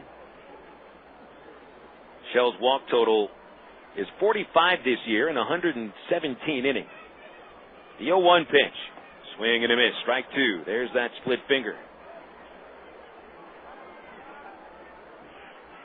That equals out to about 3.5 walks per game. Which is a little bit more than Shell has walked throughout his career. The pitch. Line drive to center. Coming on Willits. He tries to slide. He does, but can't catch it. Luckily for Willits, while he was coming in for that ball, he slid on his wallet and the ball took a bounce in front of him. He reached up and was able to stop it from getting behind him because of the ball got behind Willits. There was a lot of real estate behind him. There's 400 feet to dead center. And Boyd, who runs very well, would have been off to the races. But instead, Willits was able to pick up the ball in one bounce, even laying on his back. So Boyd is at first with a 2-strike, 1-out single, and here's Travis Hansen. A pitch to the left-hander is blooped over the third baseman towards foul territory, gets over Porter's head, and it is a foul ball. Strike 1. Hansen was Shell's first strikeout victim, got him to swing and miss at a high fastball in the first inning.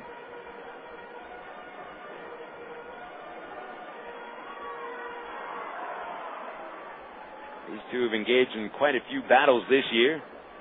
Shell wins the first one today. By the way, we're talking about Shell's walk total. Throughout the first 4 years of his career, he walked only 2.1 batters for every 9 innings, so he's up about a little less than a walk and a half for every 9 innings he pitches. There's a toss over to first base, and Boyd is back. I would bet you that if Shell repeats Double-A, some people think he will. If he does, that walk total will go down by a lot. 0-1 to Hansen. Called, strike 2 on the outside corner, and Shell is ahead of Hansen. Boy, what you see in Shell is a power arm with a combination of a great curveball, a good split finger, and usually pretty good command. 0-2 pitch. Low, and it was a changeup. Hansen takes ball 1. Plus, even a big kid who can throw a lot of innings. Of course, here in the minor leagues, and you're never going to get a chance to throw, quote-unquote, a lot of innings. Shell put up 165 in a third innings last year, which is a lot of innings for a minor league pitcher.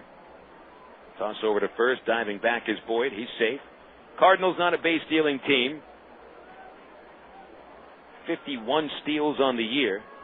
Now, they've attempted 89 steals. The Travs have been thrown out almost as many times as the Cardinals have attempted steals. Here's the 1-2. Boyd running. A swing and a high fly to deep center. Going back is Willits. At the warning track, he has a bead on the baseball and makes the catch. Boyd was around second, but he's going to dig around second and get back to first. The throw comes into the infield, and Boyd is back in there.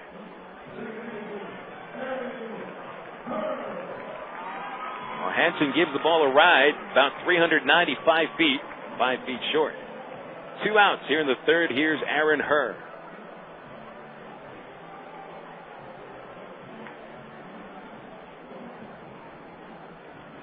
Herr struck out in the first inning as Shell went through the order in the first.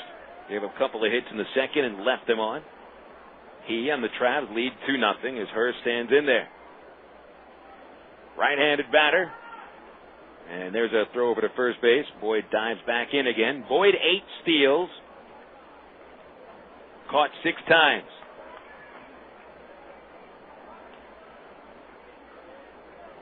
Shell is pretty good with holding runners on base. Opponents have attempted 17 steals. He's allowed just 8 stolen bases. First pitch to Herr. Outside, ball 1. The strikeout of Herr in the first inning was the 6th strikeout in this series against him. He's whiffed 76 times since coming to the Cardinals in mid-May. That's 76 strikeouts in 290 at-bats. The 1-0 pitch. Very high. The changeup that did not move at all, and it's 2-0. 2-0 the score. Travs in front. Erick Aybar singled in the first inning, stole his way to third, and scored on an infield hit by Kendrys Morales. And then Mike Elward leads off to second with his 3rd home run in as many games.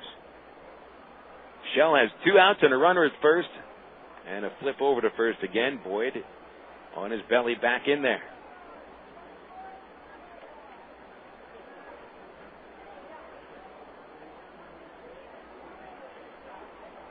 Shell holds the ball in a split-fingered grip behind his back, looking for the sign. Now brings the hands together, slowly sets at the letters. The pitch in there. Came a fastball at the knees. 2-1 to Herr.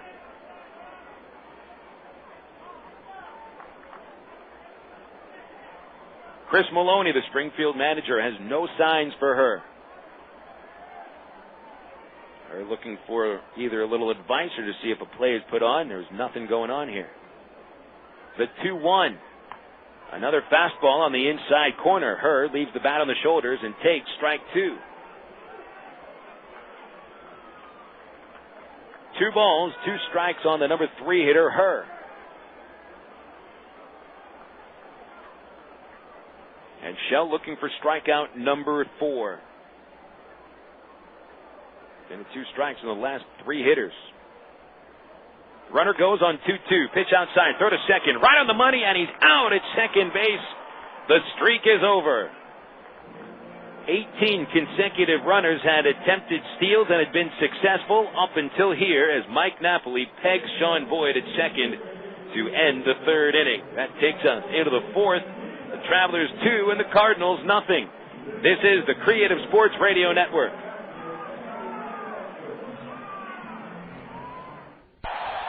You know, a while back when I was growing up, that was a long time ago, the Travelers used to do free tickets for kids with the Notto game. Well, the tradition continues at Ray Winder Field thanks to the West Little Rock Optimist Club. Listen to this deal. Every Traveler home game, youth groups can get free box seats. You heard right.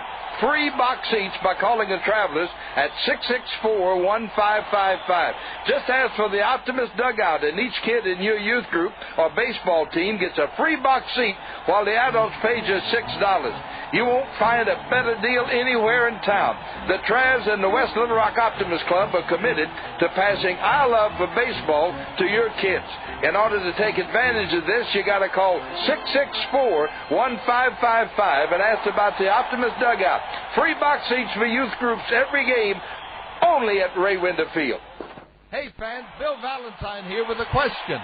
When was the last time you saw the Travs turn to triple play? That's right, I can't remember either.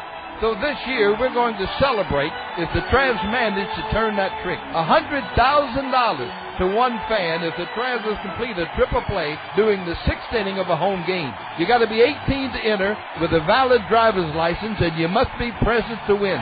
It's the Travelers' $100,000 triple play giveaway all season long here at Ray Winder Field.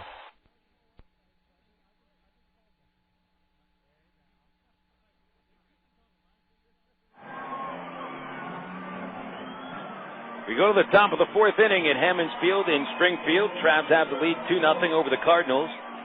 Totals for Arkansas, 2 runs, 4 hits, no errors. They have stranded 4 with Springfield's numbers at no runs, 3 hits, 2 errors. Cardinals have left 2 runners on the bases. Phil Elson with you on the broadcast today here on CSN. Leading things off for the Travs in the 4th inning is the number 7 batter, Greg Porter. Jeremy Cummings, the delivery, driven over right field. Greg Porter has sent that ball onto the clubhouse building past right field. 1 pitch, 1 bomb. Number 9 for Porter. He smacked that ball and started jogging down the first base line. That's one of those pitches. You smack it, you know it's gone, and immediately go into your home run trot. Meanwhile, everybody here at Hammons Field watches that ball sail out with their tongues out. Goodness, what a mammoth shot by Porter. To give Traveler fans some idea of how far that ball went, that would have been over Interstate 630 and into the Fair Park neighborhood in Little Rock. What a shot. It's 3-0 now on the homer by Porter as Mike Elward takes a strike. That's number 9 for Porter, his 45th run batted in. And it's still up there in the clubhouse building. The 0-1 swing and a miss on a high fastball, and it's 0-2 to Mike Elward. So the home run parade continues. It's the 19th home run over the last 14 games. And Elward went deep to start the 2nd inning.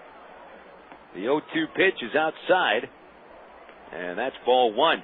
Now, most of these home runs during the last couple of weeks have come from the bottom 3 spots in the order.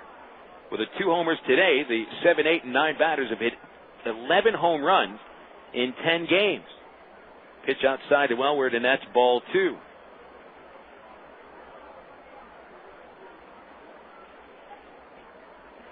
The wind up the 2-2 to Elward, and he fouls it on the ground towards the third base dugout, and it remains 2-2. 7, 8, and 9 batters the last 10 games have 38 base hits. They're hitting about .357 with 11 home runs. The bottom 3 hitters in the order are supposed to be your worst 3 hitters. I'm not sure if the guys know that. The 2-2, swing and a miss, strike 3. Third strikeout for Cummings. There's 1 out in the 4th, and here's David Gates.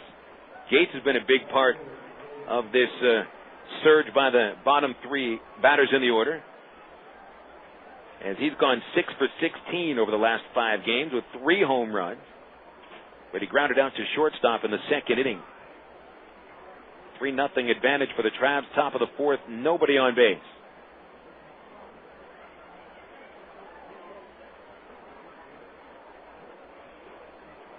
Cummings delivers to Gates. A fastball up high. Gates entered the game hitting .257. 13 homers, 48 runs driven in. The 1-0 pitch on the inside corner for a called strike. 1-1.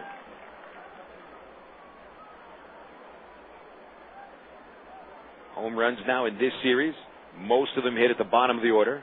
The 1-1 up high, ball 2 to Gates. 6 home runs now in the series. 12 over the last 2 series.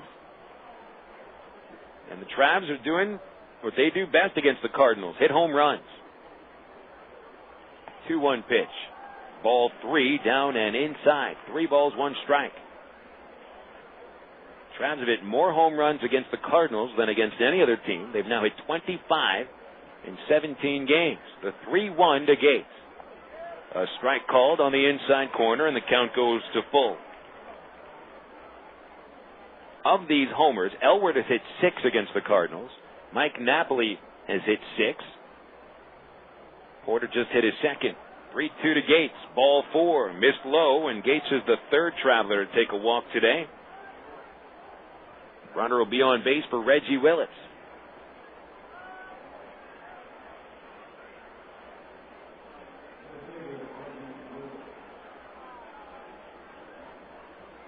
Willits is 0 for 2. Already there's only 2 players that haven't figured into this game offensively somehow in the Travelers lineup. That would be Willits, who's 0 for 2, and Tommy Murphy, who's also 0 for 2. Willits is grounded to third. Last time up, he was called out on strikes. He bats with 1 out from the left side, and a pitch from Cummings, low and away. Ball 1. Third baseman plays in. That's Hansen. The outfielders, a couple of steps towards left. Middle infielders positioned for a double play, and the first baseman Johnson holding on Gates. Cummings, as he sets, he throws to first. Gates is back. Gators only attempted 1 steal this year, and he has 1 stolen base. Travs have been off and running today with 4 steals over the first 2 innings. Here we are in the 4th. 1-0 count. The pitch. Ball 2 outside from Cummings. Cummings walking 3, allowing 5 hits and 2 home runs. Only the second game with 2 home runs allowed. Third game with 3 walks. But he's fallen behind Willits 2-0, and Reggie has a very good batting eye despite the called third strike he took in the second inning. Gates back in first base once again as a throw over late.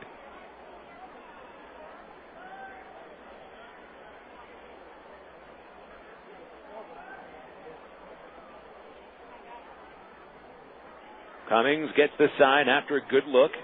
And the 2-0 pitch to Willits. Ball 3. Missed with a fastball, low and outside again. A little bit closer to the plate than his 1-0 pitch, but still off the plate. 3 balls, no strikes on Willits. On deck is Erick Aybar. He has a couple of hits already. Then you get to Kendrick and Napoli. Here it comes, 3-0. Up high, ball 4, and Cummings walks 2 hitters in a row. That's his 4th on the night. This has to worry the Cardinal manager, Chris Maloney, and he sends his pitching coach, Blaze Ilsley, out to speak with his starting pitcher. Throughout this series, the Cardinals haven't had great starting pitching. Randy Leak on Sunday gave up 6 runs in 5 innings, so the Cardinals did commit 4 errors behind him. And he allowed 4 unearned runs. Still didn't have a great night.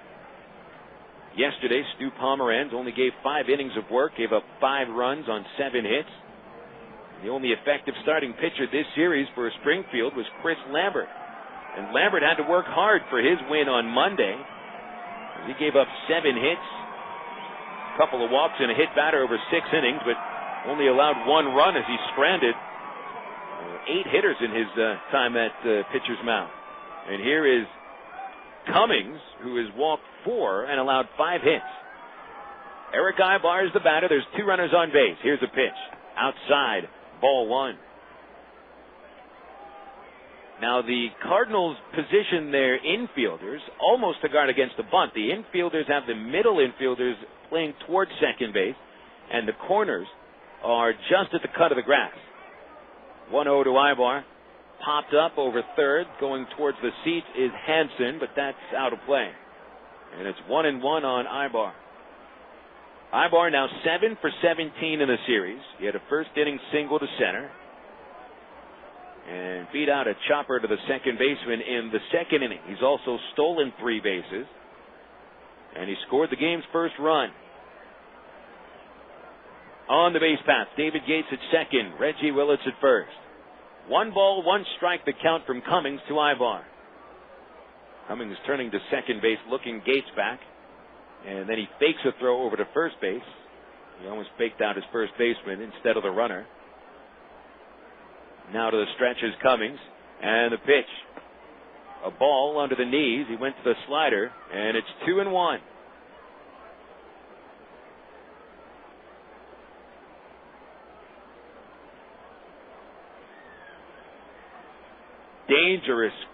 Dangerous situation for Jeremy Cummings.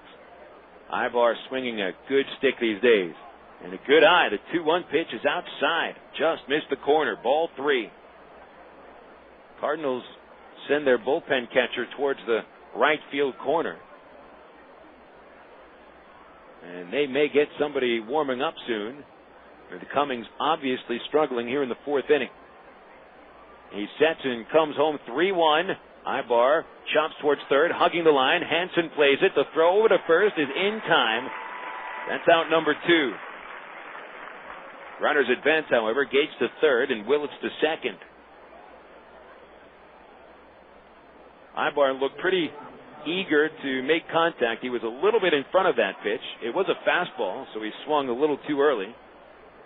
A slow chopper hugging the third base line, and with Hansen playing in, he didn't have to make up too much distance to get to the baseball. The first time Aybar is set down. And now Howie Kendrick is at the plate with 2 runners in scoring position and 2 outs. First pitch, he takes strike 1. And Cummings took something off that fastball and put it right down the middle. There is a pitcher warming up in the Cardinal bullpen. Right-hander Jeremy Cook, wearing number 40, starts to get loose in the 4th inning. Cummings sets and deals. And Kendrick takes it high. 1-1. Howie in the first inning hit a slow pop-up to left field. Cody Harther dropped it.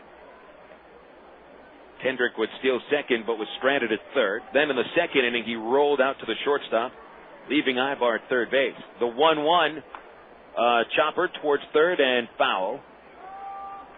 Tom Gamboa steps in front of Hansen and flips it to the ball boy. And it's 1-2 on Kendrick.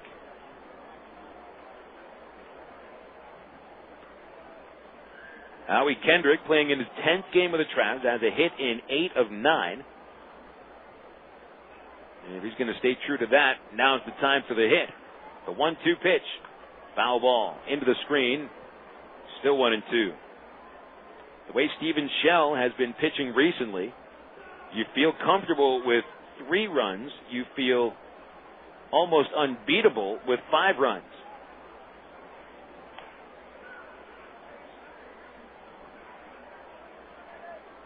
Kendrick could really put a dent into the psyche of the Springfield Cardinals with a single here.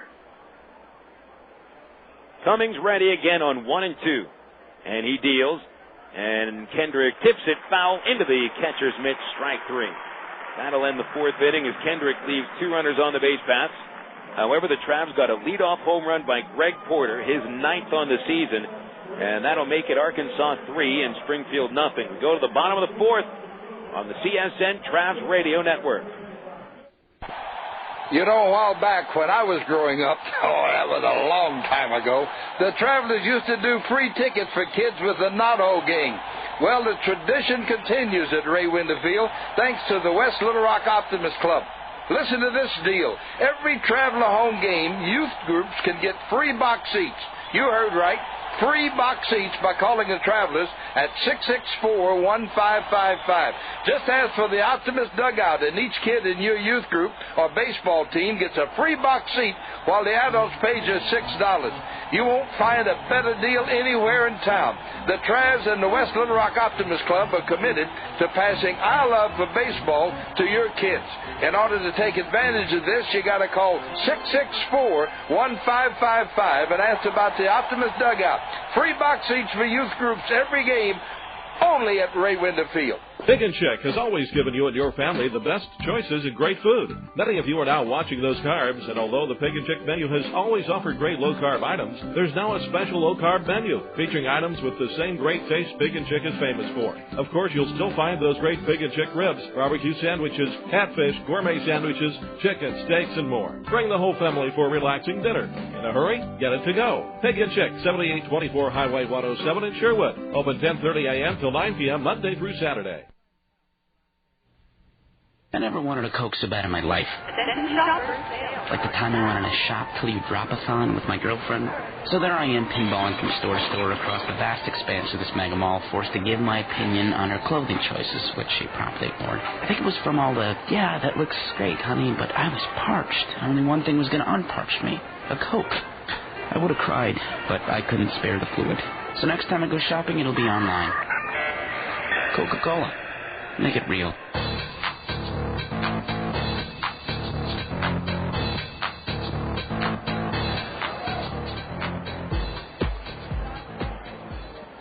Steven Shell back on the mound here for the bottom of the fourth inning. It's now 3-0 with the Travs in front of the Cardinals in the final game of the series. Aaron Herr leads off, takes a pitch away for a ball.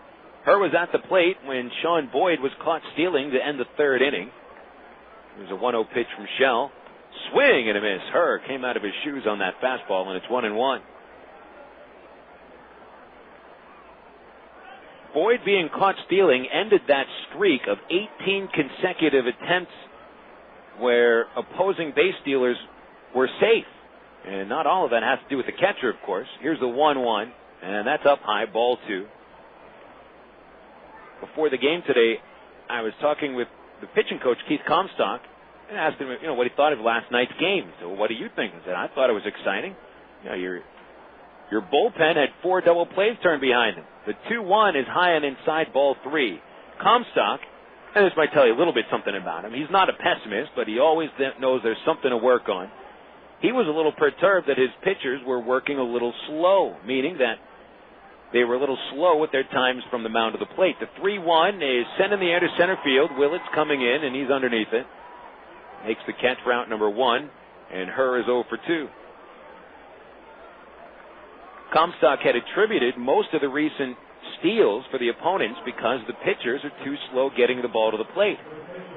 Now, Mike Napoli, if he's given a chance, he's got that great throwing arm. He's so accurate, he usually puts it right on the base. But pitchers hadn't been holding the runners as effectively as they were during June when Napoli ran off a string of about 15 or 16 consecutive base stealers caught. But when Shell gave him the pitch that he threw Boyd out on, he gave him a fastball outside, and it got there very quickly. Here is El Gigante, and he's almost hit by the first pitch. Shell threw it above his head. And you're going to get it above El Gigante's head, you got to get it about 6'6". It's 1-0 to Juan Diaz, who had a single to right field in the second inning. A single off the wall, the 1-0. Line drive over third, foul. Foul by about a foot. Diaz checking his bat to see if he splintered it. And he's going to take a walk over to a Springfield dugout and get himself a new piece of lumber. Any kind of bat that Juan Diaz holds in his hand looks like a toothpick in his hand.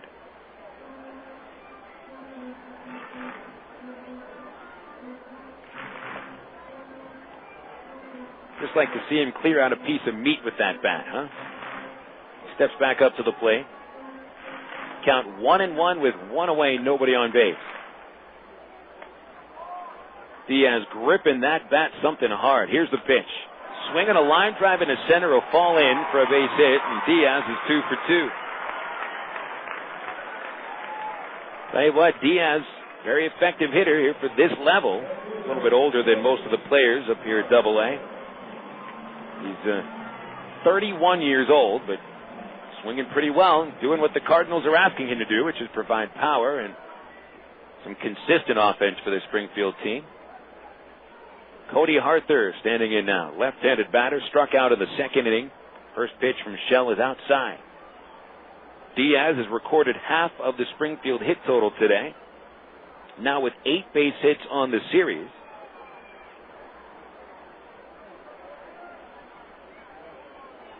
Here's the 1-0. Arthur swings and misses. Fastball at his knees. Shell throwing hard today. 1-1. Travs have a 3-0 lead here in Springfield as the sun continues to set. No longer is it on the playing field. It's not glaring off the clubhouse either. Another swing and a miss by Arthur, and he went after a fastball that was down under his knees. It's 1-2.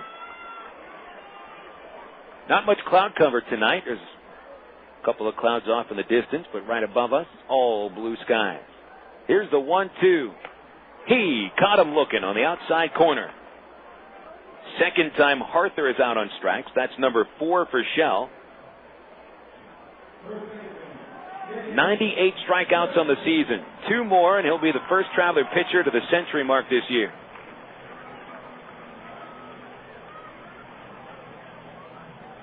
Gabe Johnson stepping up now to hit for the Cardinals. Johnson reached on an infield single in the second inning. There was a ground ball to the hole at shortstop, and Erick Aybar tried to backhand it. It rolled up his arm. Here's a pitch, and it is low, ball 1. Johnson now 3 for 13 in the series. Couple of base hits yesterday. Entered the game hitting .325 in 13 games with the Cardinals. The stretch on the 1-0 is fouled off into the third base dugout. It's 1-1. Johnson started the season here in Springfield. He injured his knee on April the 17th in a play at Wichita. Took him a while to get back. He is back and playing every day. The 1-1 pitch. Low and outside to Johnson. Ball 2.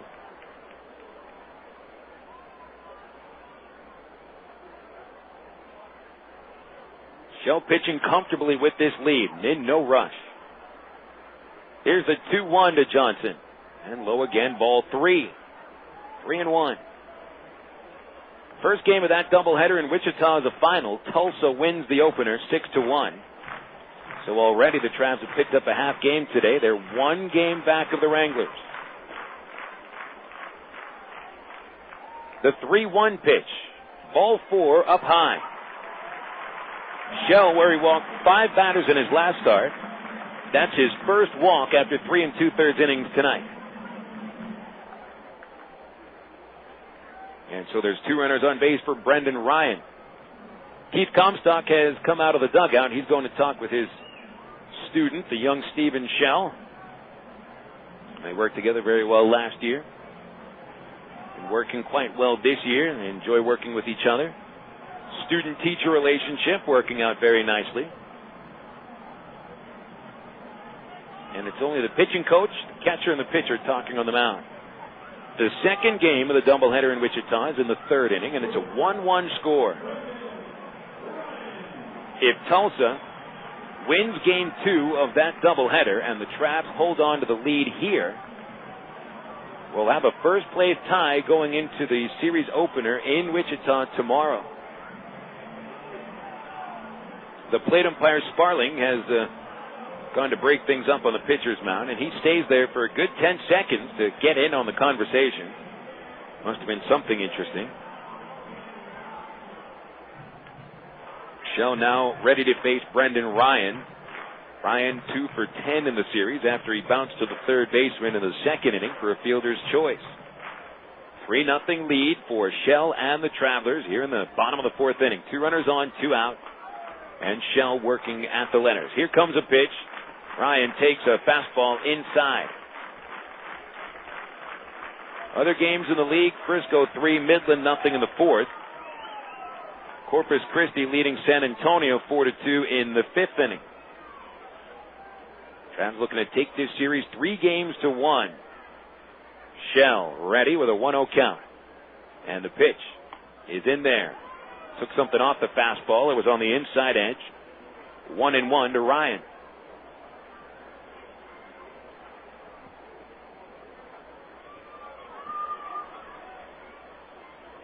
The ball and a strike.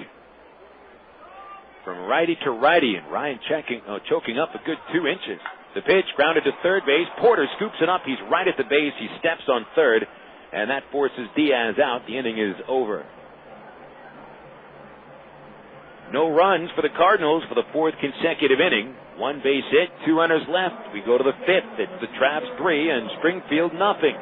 This is the CSN Arkansas Traveler Baseball Network. Hey, nobody said quitting smoking was easy, but others have done it, and you can too, with help from the SOS Quit line, 1-866-NOW-QUIT. They'll give you the help you need to kick the tobacco habit. It's free, and it's free of nagging and preaching too. So call 1-866-NOW-QUIT and get the help you need.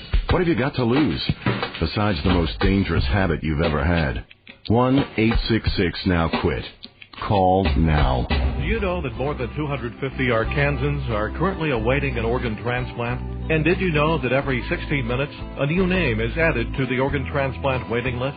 You can help to reduce these numbers by registering to become an organ donor. Call the Arkansas Regional Organ Recovery Agency at 866-660-5433 or visit the Aurora website at www.arora.org to learn more. Become an organ donor. Give hope.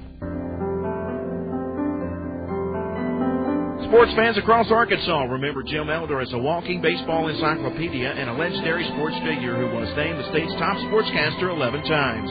But Jim was about much more than sports. He loved people, and especially he loved kids.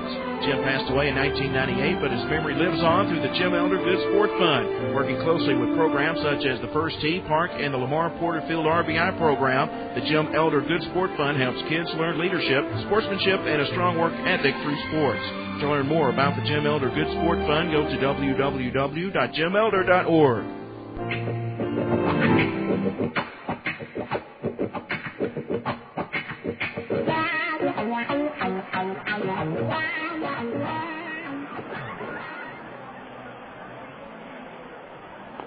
We take things into the 5th inning here at good old Hammonds Field in Springfield.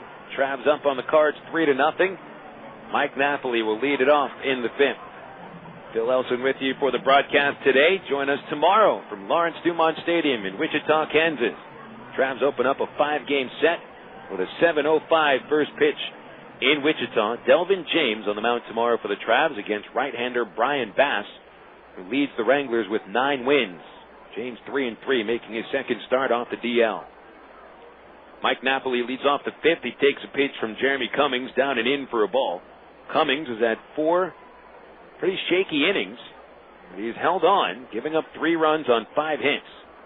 1-0 to Napoli. High fly ball. It's really a pop-up in a shallow center field, but extremely high. Tough play. Coming in is Boyd, and he makes a basket catch. Shortstop Brendan Ryan wanted to make that play, and he had so much time to get underneath that he was waiting and waiting and waiting, and Boyd came all the way from deep center field to make a basket catch just to the left of the shortstop. So that's a dangerous play, but it is out number 1. First time Napoli sat down, he'd taken walks in his first 2 plate appearances. Tommy Murphy is still looking to get on base. In fact, he is the only Traveler that hasn't been on base yet. Called out on strikes in his first at-bat, and he hit into a double play his last time up. First pitch outside, ball 1. Cummings has allowed 5 hits with 4 walks over 4 1/3 innings, yet he has stranded 6 runners, and the last 2 runs have come on homers. 1-0 to Murphy, called strike 1 on the outside corner. Travs left 3 runners on base in the first inning, and they left a runner at third in the second inning. Last time up, they left runners at second and third. Murphy swings and misses, and an off-speed pitch, and it's 1-2. Even with the Travs winning the first couple, or 2 of the first 3 games of this series, that hasn't been because of big-time clutch hitting. Here's the 1-2 to Murphy. reaches for the off-speed pitch, rolls it towards his own dugout, foul, and it remains 1-2. Coming into this game, the Travs were 8 for 42 with a runner in scoring position this series. That's an average of 190. A 1-2 pitch. Murphy hits it high, hits it deep left field. Harther back has a play, and he'll make the catch just in front of the warning track. Tommy Murphy is out number 2 here in the 5th inning, and now he's 0 for 3.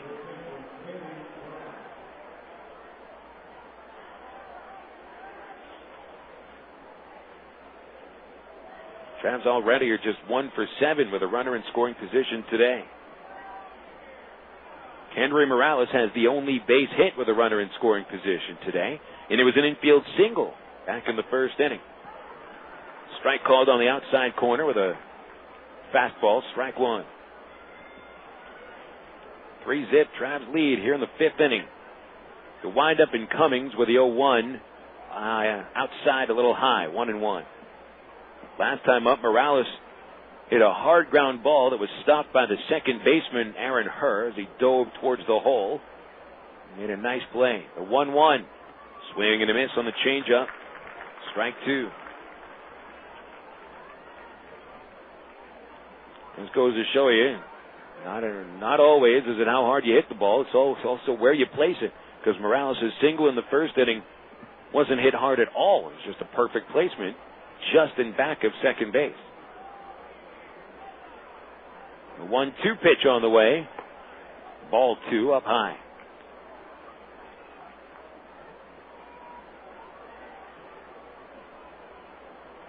Kendry was on the front page of minorleaguebaseball.com for his game-winning RBI last night in Jared Weaver's debut. Fouled off the 2-2 pitch just under the Redbird roost in back of third base. Still 2-2 on Morales.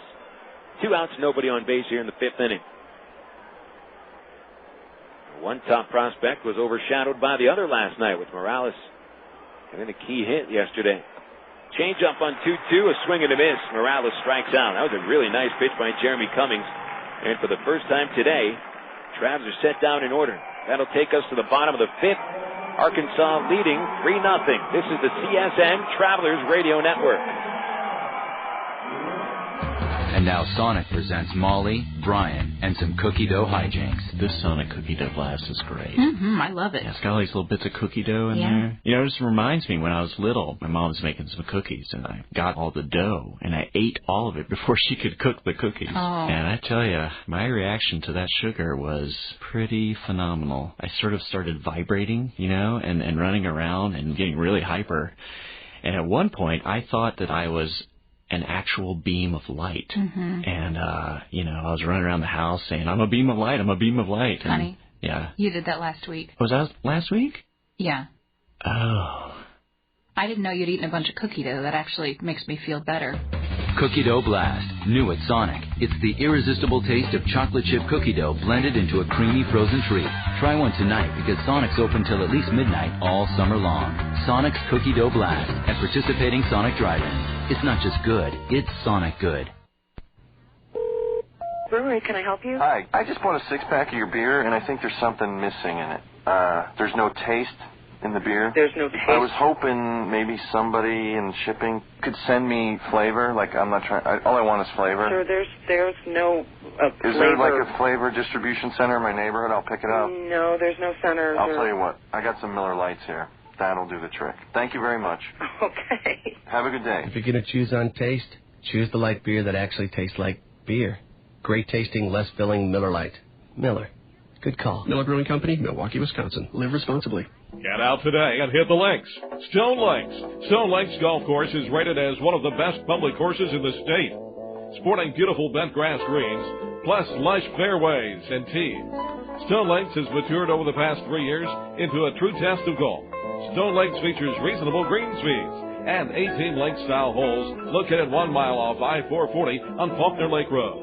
Call 945-0945 for Stone Lakes or visit online at stonelakes.net.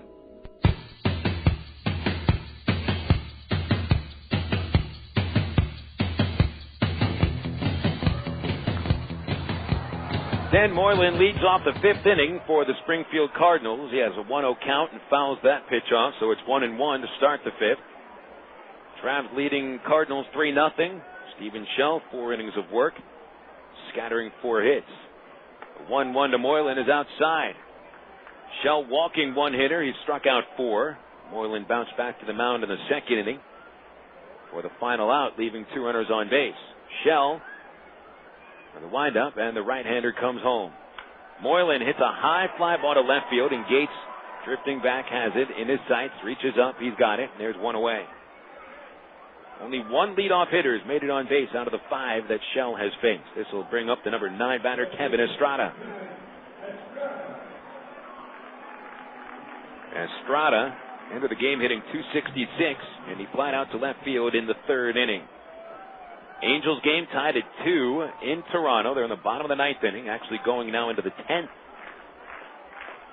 Angels need a win today to stay up on Oakland by 6, actually by 5. Pop-up back this way, hit by Estrada. That'll fall into the seats just below the broadcast booth, and it is 0-1 to Estrada. Oakland a winner today. Comeback victory over the Cleveland Indians, 5-4 in 10 innings. Marco Scudero had the game-winning hit. 0-1 to Estrada, inside, a ball and a strike. After a rain delay in Baltimore, they've gotten underway there in the 3rd. Sammy Sosa heating up, yet another home run, 13th on the year. He's now passed Frank Robinson for 5th all-time in the home run department. There's a foul ball by Estrada in the air over the third base seats, and it's 1-2. Baltimore leads 5-0 in the 3rd. Sosa and Miguel Tejada with home runs. Shells 1-2 to Estrada. High fly ball to the gap in right center field. Willits is out there, and he makes the catch. Where Reggie got a great break right when Estrada swung. It seemed Willits had that 6th sense as to where the ball was going to end up. That's that kind of sense that all great center fielders have. We can remember Kenny James from a couple of years ago, who just had this innate ability to know where the ball was going to fall. Plus the fact that he ran very well. And Willits seems to have that very same nose for the baseball. 2 outs here in the 5th inning. Sean Boyd, now the batter. He's 1 for 2, right-handed. Fly ball, first pitch, right to the right fielder, Tommy Murphy. It's going to be a rather easy inning for Stephen Shell as the Cardinals go down 1-2-3. Big inning there for Stephen Shell. He needed an easy one, and he gets just what the doctor ordered. 3 up, 3 down, taking us now to the 6th inning. It's the Travelers 3 and the Cardinals nothing. Now these words on CSN for Settle Office Products. When it comes to a full line of office products, the name is Settle Office Products, 4412 MacArthur Drive in North Little Rock. They've been in business on MacArthur Drive for 23 years. They give free delivery anywhere in Central Arkansas. They have office furniture, office supplies, scratch and dent furniture, and they're family owned and operated. Give them a call today at 758-1050 or see them on the website at www.settleofficepro.com. It has a legendary reputation for reliability, durability, and quality. It's been named to Car and Driver's 10 Best list 18 times. It was the first gasoline-powered production automobile to be certified as a low-emission vehicle in the U.S. And the best part is, it's used. Proof that how you start out in life is a good indication of how far you'll go.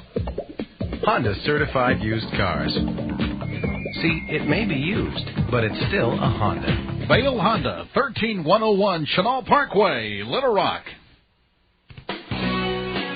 Why do people statewide across the state of Arkansas like CSN? Here's Gary Coates, General Manager and owner of affiliate KBJT in Fordyce. Well, I like it because it's Arkansas-oriented. You know, the things that that CSN carries are always, from within the state, and for the most part, and it's a real big help to our broadcast schedule. CSN now in her 27th year.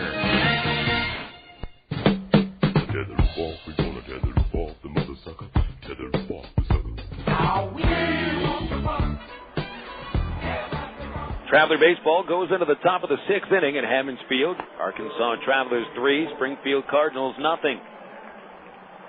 Greg Porter will lead off the 6th inning. Porter was the last Trav to cross the plate. He led off the fourth with a bomb to the Springfield clubhouse past right field. And that was on a first pitch. Here he swings out of first pitch and fouls it away. Had a good cut at a fastball over the outside edge.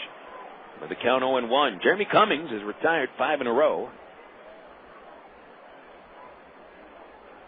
And that's the longest streak of batters he's retired in order today. The 0-1 is outside to Porter. A changeup, 1-1. Porter 1 for 2. He'll be followed by Mike Elward, then David Gates. Porter and Elward with the home runs today. Travs have scored 2 of their 3 runs on the solo homer. Another changeup to Porter. Good eye. Takes outside. Ball 2. Finishing off the scores in the major leagues, Kansas City won a 13-inning game against the White Sox 6-5. Royals had to come back from 5 runs in the 6th inning. Porter swings a ground ball to second base. Into the hole goes Herr. He'll pick it up and throw Porter out. And there's one gone in the 6th inning, and that's 6 in a row set down by Cummings. Boston defeated Tampa 4-1 with Curt Schilling retiring the last batter for his 3rd save. Alex Cora hit a home run. The Yankees are losing to the Twins 4-0. They're in the bottom of the 7th inning there. Baltimore 5, Texas nothing in the 4th. They're now in the 10th inning with the Angels and Blue Jays tied at 2. Here's Mike Elward, 1 for 2 with a home run and a strikeout. First pitch in there. Fastball he takes, strike 1. National League scores. It's the Mets and the Rockies, 1-1 in the 3rd. Houston 3, Phillies 2 in the 7th. Cummings deals 0-1. And it's high to Elward. 1 ball, 1 strike. Nats and Braves 3-3 in the 8th inning at Turner Field. Marcus Giles has hit a home run. There was a rain delay in Florida. They're only in the 5th inning with the Marlins leading Pittsburgh 2-0. 1-1 to Elward. High again. 2 balls, 1 strike. Cubs were winners over the Giants 4-3. Chicago won 4 of 5 games in that series. The 2-1 to Elward. Up high again. Ball 3.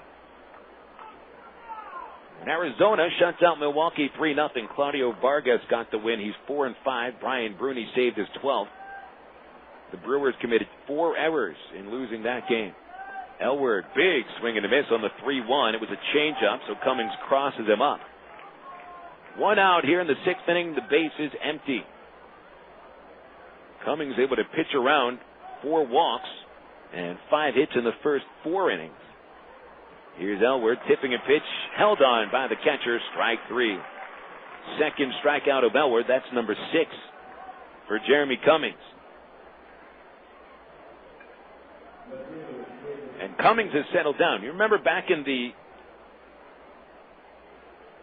4th inning, it looked like he might not get out of the 4th. After Porter hit a home run, Cummings walked consecutive hitters with 1 out. And he had fallen behind Erick Aybar 3-1. Aybar was the first of what is now 7 hitters in a row that Cummings has retired. Pitch to David Gates, half swing and a miss as he is fooled on an off-speed delivery. Strike 1. Still the Travs are being led by the right arm of Stephen Shell and the power bats of Porter and Elward. 0-1 to Gates, called strike 2.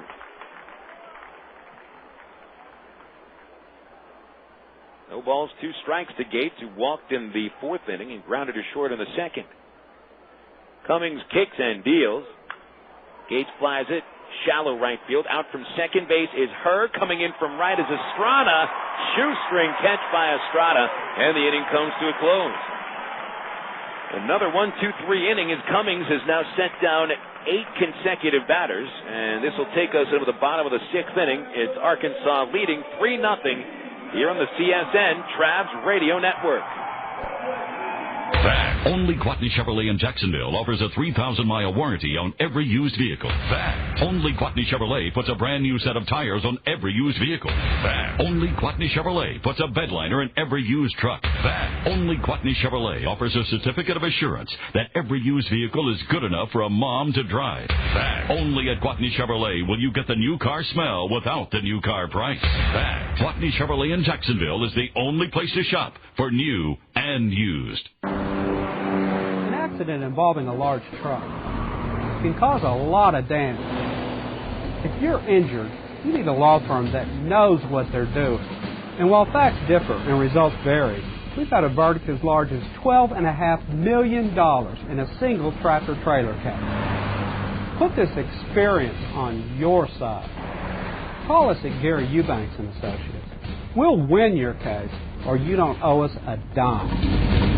Services is the linen and apparel company to get your team into a professional uniform program. AmeriPride features a wide range of high-quality custom programs for the manufacturing industry, hospitality and food service, medical or dental uniforms, and professional and executive wear. Call 664-5575 to schedule a presentation with an AmeriPride consultant. Also specializing in the finest quality table linens, rental mats, and restroom services. Call 664-5575 for AmeriPride, the official garment supplier of the Arkansas Traveler.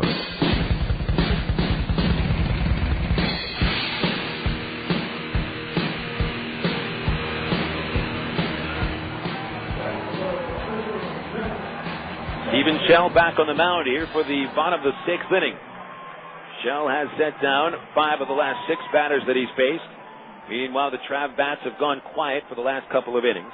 3-0 lead for Shell and the Travs as Travis Hansen leads off with the first pitch ground ball to short. Erick Aybar has fielded it in back of second base. Crow hops, fires, and Hansen is retired for the 3rd time. He's 0 for 3. So Shell has now gotten outs on consecutive pitches. Sean Boyd flied out to right field to end the 5th inning on 1 pitch. Hansen grounds to short on 1 pitch to start the 6th. This will help Shell out tremendously. Now thrown 73 pitches in 5 1/3 innings. He could go for a while. It looks like there's somebody warming up in the bullpen. There's a right-hander warming up in the Traveler bullpen. And here is Aaron Herr showing bunt taking, called strike 1. Herr is 0 for 2. If that's Ohlenberger working in the pen, he's just getting some time in between starts. And that is Casey Ohlenberger. So he's not warming up, he's just working. The 0-1 is swung on and missed by Herr. Another high fastball, 0-2. Ohlenberger is scheduled to pitch Friday's 2nd game at Wichita, and so he always, it seems Casey gets his work in during the game. He doesn't get his work in during batting practice or before BP like most of the other pitchers do. Pitch outside here to Herr, ball 1. That's more of a personal choice for Casey. These days, I'd rather work at night and during the daytime with 100-degree temperatures, though it was just perfect today. 1-2 to Herr. He struck him out. Got him with that split-fingered pitch swinging. Number 5 for Shell. 2nd time Herr's been down on strikes. Boy, Shell has kept Hansen and Herr in check today. Each of them had come up with at least 1 home run and 5 hits in the first 3 games of the series. And combined today, Hansen and Herr are 0 for 6 with 3 strikeouts. The only batter, it seems, that Steve has had some trouble with is the number 4 batter, Juan Diaz, a couple of singles. And Diaz swings to the first pitch, chops to short. Aybar cuts it off. He'll flip off balance, and Diaz, he never runs. He walks to first. He's out by a mile. So Shell sets down 3 in a row here in the 6th inning. He's retired 7 straight. This will take us into the 7th. It's the Travs 3 and the Cardinals nothing. This is the CSN Arkansas Traveler Baseball Network. Faucets leaking, termites feasting, fish and tackle, paints and spackle, tubs, jacuzzis, tapes and movies, everything from A to Z. Tile and lumber, tons of plumbers, elevators, coffee makers, radiators, party favors. Take a look and you'll see. Let your fingers walk into the other book, not the other book. Fences, gates, inline skates, artists, posers, florists, grocers, water coolers, bakers, jewelers, everything from A to Z. Duct tape, landscape, sit-down mowers, dentists, false teeth, uppers, lowers, wholesale, retail, bond mail, wide whale. Take a look and you'll see. Let your fingers walk into the other book.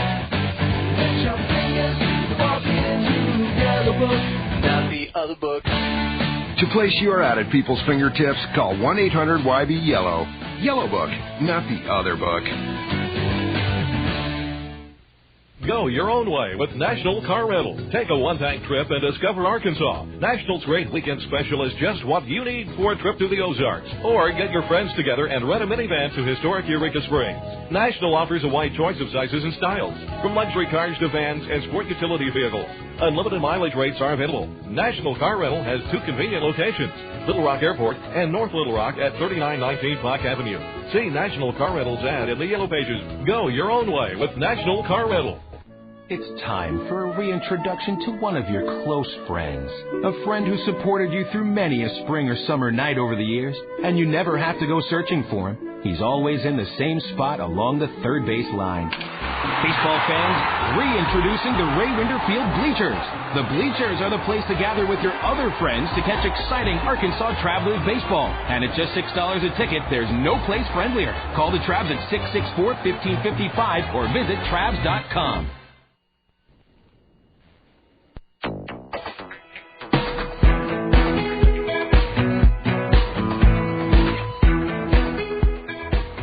We go to the 7th inning in Springfield as the middle 3 innings went by rather quickly. Travs 3, Cardinals nothing, with Reggie Willits leading off the 7th. He has taken the first pitch for a strike after showing bunt. Jeremy Cummings has retired 8 batters in a row. Willits was the last man to reach. He took a 1-out walk in the 4th inning on 4 pitches. Cummings has settled in ever since. 0-1 pitch is outside, 1-1 on Willits.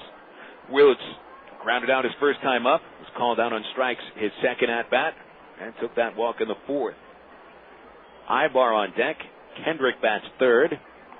Napoli the cleanup batter. Here's a bunt attempt. Willits misses the fastball. It's 1-2. Cook is warming up again in the Cardinal bullpen. He had been warming up in the 4th inning after Cummings' walk of Willits. Cummings retaliates after that, sets down 8 in a row, and now ahead on Willits, 1-2. The right-hander winds, comes home. Willits swings and misses, strike 3. Ball was in the dirt. It was dug out by Moylan, and he tags Willits. 7th strikeout for Cummings. Here are the totals for the Arkansas Travelers. 3 runs, 5 hits, no errors. Travs have stranded 6 base runners. Meanwhile, for the Cardinals, no runs, 4 hits, 2 errors.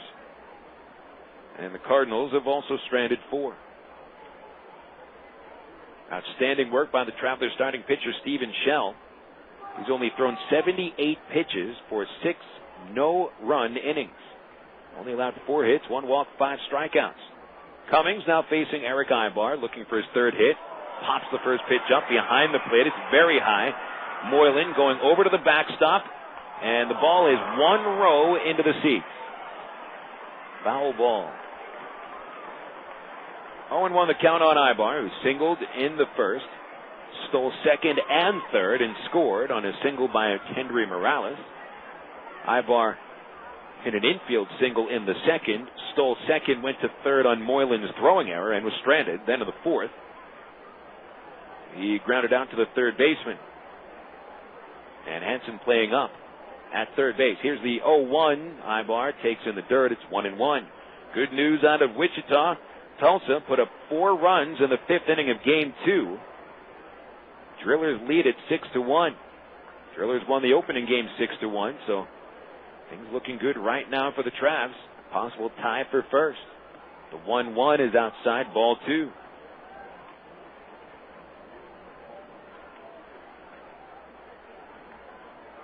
Midland trailing Frisco 5-0 in the 5th. The Rockhounds have managed only 1 hit thus far. Aybar sent a high fly ball to deep left center field. Harther going back on the warning track, and he makes the catch basket style. He caught it in his belly.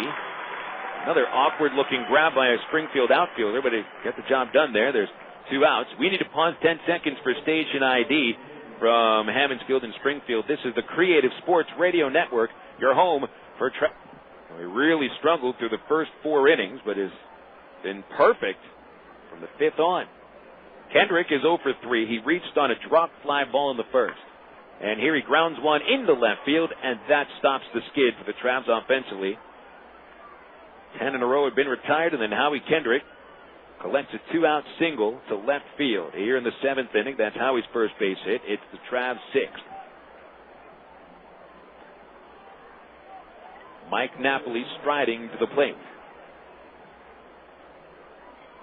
Napoli has caught an outstanding game. He and Steven Shell have worked together very well all season. He's also caught a runner stealing for the first time in 18 attempts. At the plate, Napoli's taken 2 walks and popped up. First pitch outside, ball 1 from Cummings to Napoli.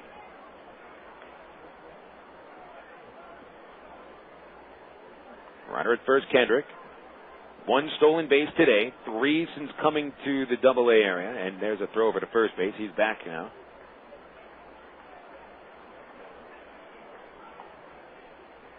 Let's see if Napoli can't get something to drive. Here's the pitch.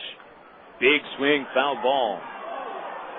Over the screen and back of the plate and up to the press level. It dropped down to one of the luxury suites just to the level underneath us. This is the top level of the ballpark where we are located. Good 150 feet up above the playing field. Booth location a little off to the left of the plate. Toss over to first. Kendrick was caught leaning, but he gets back in. Cummings thought he had ended the inning with a pickoff. He had started to jog off the field, but then Delphine Colon signals Kendrick was safe. Oh, that was close. Kendrick was leaning to second,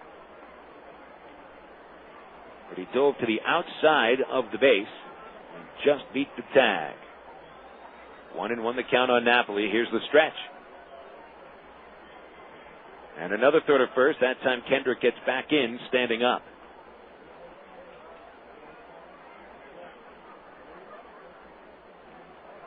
Cardinal pitchers have to feel like they must pay so much attention to the base runners with all the running the Travs have been successful with this series. 1-1 pitch. Kendrick running, a swing and a miss. Here's the throw to second, very late and into center field. Kendrick will stay at second base, however.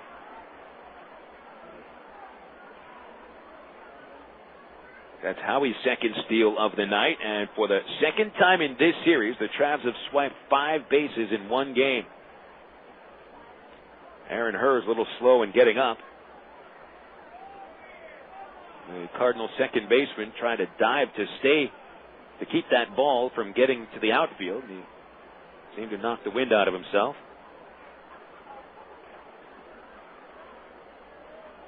So with 5 steals today, that's 14 stolen bases in the series.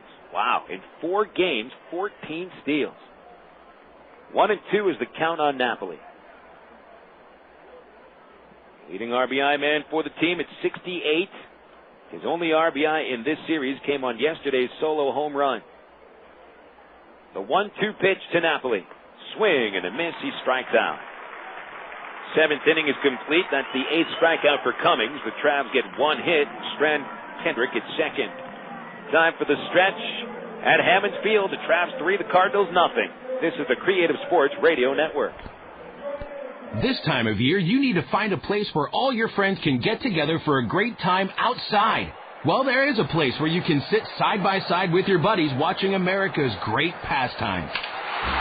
Here come the Arkansas Travelers, ready to provide you with exciting Texas League baseball outside at Raywinder Field. The Travs are still the best deal around, with general admission tickets just $6. And every weekend they're in town, the Travs feature a premium giveaway. Plus, there's delicious Petit Jean hot dogs, sizzling chili cheese nachos, and all your favorite cold drinks. For the 5th season, the Travs are affiliated with the Los Angeles Angels, one of baseball's most talent-laden organizations. Last year, Travs third baseman Dallas McPherson was named the top player in the minors. You're sure to see a rising star every night. So get on the horn and gather up all the guys and girls. It's time for a raucous, foot-stomping time with the Arkansas Travelers. Call 664-1555 or go online to Travs.com. Hey, imagine the following. You and the family are sitting at Raywinder Field, top of the 6th inning. Tulsa has 2 on, nobody out. A line drive to the shortstop, diving catch, tags the runner, throws to second. Hey, it's an amazing triple play. You just won $100,000. That's right. If the Travelers turn a triple play in the 6th inning of a home game this year, one fan wins $100,000. Travs triple play contest all season long. 18 and older with a valid driver's license must be present to win.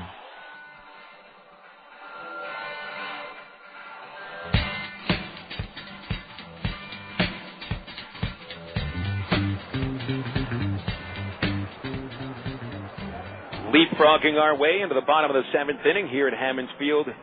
Pick out twice, takes the ball downstairs, and it is 1-1. Now Shell 2 outings ago in Corpus Christi threw a 9-inning, 7-hit shutout. Pitched downstairs again to Arthur, 2-1. In that game, he had thrown 70 pitches by the time the 6th inning was complete. Today he's thrown 78 after the 6th inning and 3 here in the 7th. The 2-1 pitch to Arthur, swinging a pop-up out of play that gets over the broadcast booth, and it's 2-2. So Shell is right around in that area where he could go the distance if he gets a couple more easy innings. Going into the 7th inning, certainly doing his job. 2-2, swing and a miss, and he strikes Arthur out for the 3rd time. That time got him on the curveball. He caught him looking once. That's 3 strikeouts, 3 different ways. One with a fastball, one with a curve, and another caught looking. 1 gone here in the 7th inning. Shell hasn't allowed a base hit since Juan Diaz's single with 1 out in the 4th inning. Here we are, 1 out in the 7th. That's 8 men in a row set down by the big right-hander from Oklahoma. Here's Gabe Johnson. He's been on base twice without being set down. First pitch called, strike out the letters. Johnson beat a ground ball to short in the 2nd for an infield single. Then in the 4th, he drew Shell's only walk. The 0-1 pitch. Big swing and a pop-up out of play over first. Strike 2 as it settles into the crowd. 3-0. Travs lead the Cardinals. And Shell is eating up some innings today. The 0-2 pitch. Up high, ball 1. With 6 strikeouts today, Shell has gotten to the 100 mark. One of only 2 Texas League pitchers to reach 100 strikeouts. Now looking for the 101st. And the 1-2 is low. He went with a change, and it's 2-2. Shell's career high in strikeouts, achieved last year 190 strikeouts. He's not going to reach that this year, but 100 strikeouts, pretty good. 2-2 pitch. And low, ball 3. Again with a changeup, so he goes from 0-2 and runs the count full. This is the first full count that Steven Shell has worked with today. The windup and the 3-2 pitch. Inside, and he loses Johnson.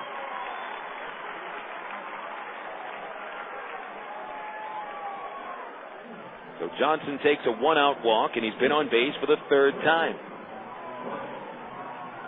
Brendan Ryan coming up. Now Shell getting into the bottom 3rd of the order that he has had no trouble with. Ryan twice has grounded to the 3rd baseman Greg Porter. Following him, Dan Moylan, and then Kevin Estrada. Neither of them have been on base today. Right-handed batting Ryan, stepping in. Can Shell get a double play here?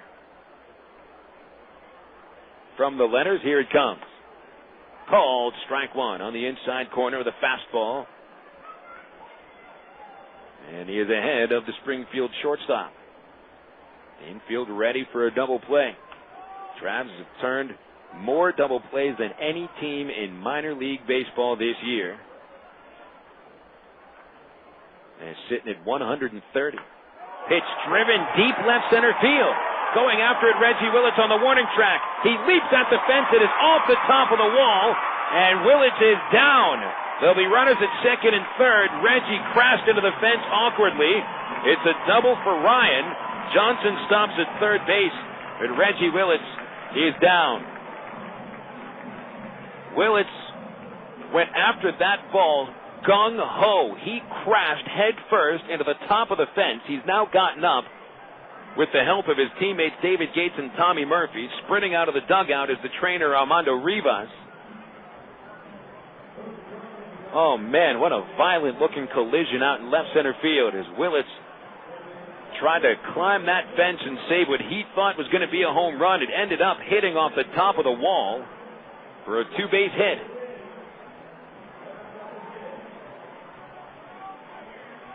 At least Willits is on his feet. And he is doubled over, so he certainly is feeling the effects of smacking up and against that fence.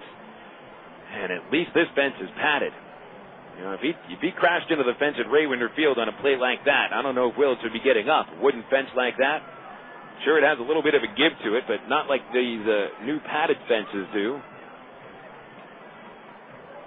Reggie is in a crouch right now, on his feet still. Tom Gamboa has gotten out of the dugout, and he's going out to check on Willits too.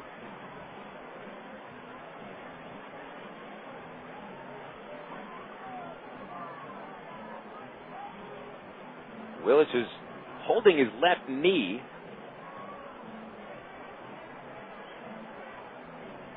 And, I mean, at the very least, he might have had the senses knocked out of him as he went barreling into that wall. He also may have jarred his knee crashing in as well. It seems that if anything is giving Reggie the most problem right now, and I mean, he is about, I'd say, 400 feet away from where I am. Binoculars do get you up close, but only so close. Willits is talking with Gamboa and with Rivas.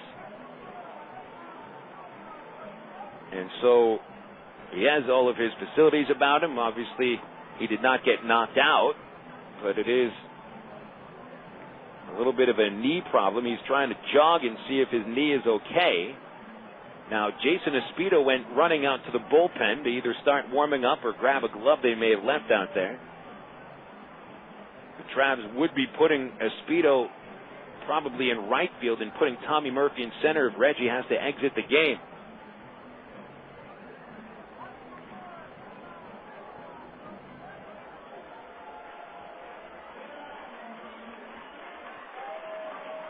Reggie seems to be fine right now. He's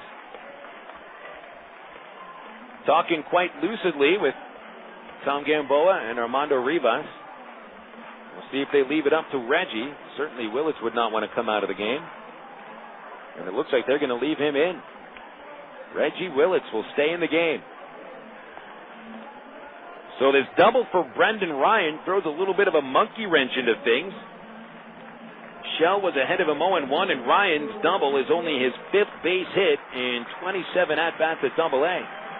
And it puts runners at second and third base for Dan Moylan.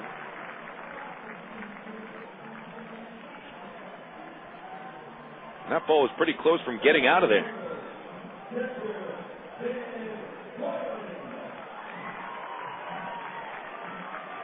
Dan Moylan, who entered the game hitting .207, is 0 for 2.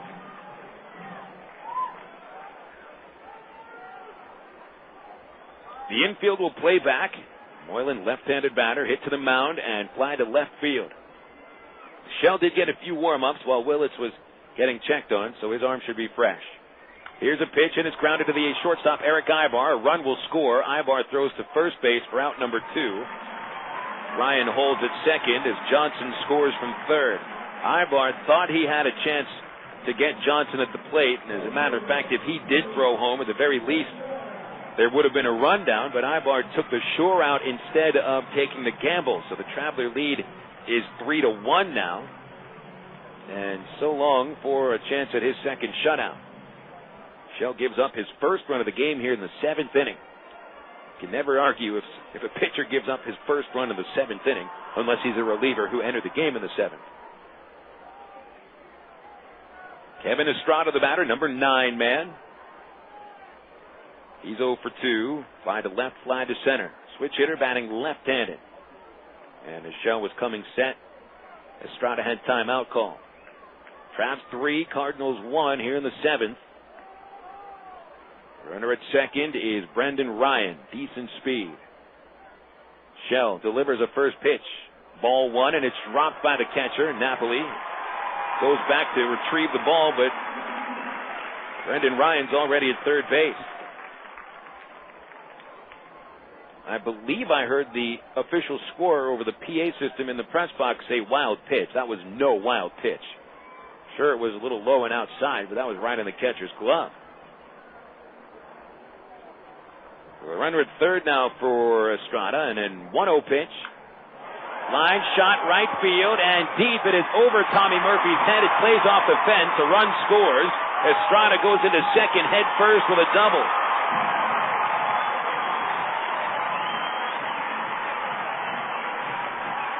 Travs enter the 7th inning leading 3-0, and now the Cardinals have brought home 2 runs. They have the tying run in scoring position.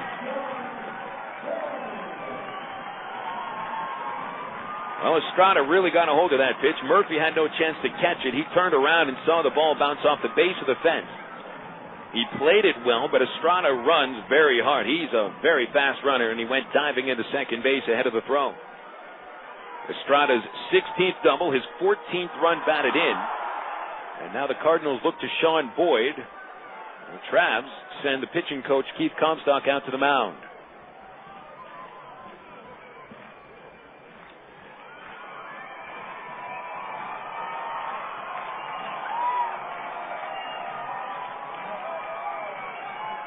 Shell getting hit a little bit here in the 7th inning. He had not allowed an extra base hit in the first 6 innings.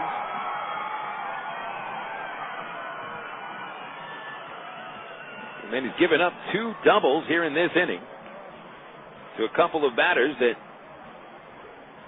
haven't had great offensive seasons. Estrada recently has been hitting the ball a little bit better. Ryan, his double was only his 5th base hit, so Shell may be tiring a little. Travs will get a little action up in the bullpen. He's warming up.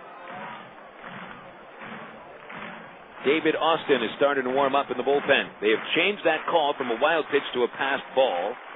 It really doesn't figure into anything anyway. Sean Boyd, the batter, he is 1 for 3. He'll try to tie the game. Shell steps off. Boyd had a chance to tie the game in the 8th inning yesterday with Arkansas leading by a run. Cards had the bases loaded with 1 out, and he hit to the mound to start a double play. Now a first pitch to Boyd, and it's low, and Napoli able to block it. It skipped in front of home plate. Ball 1.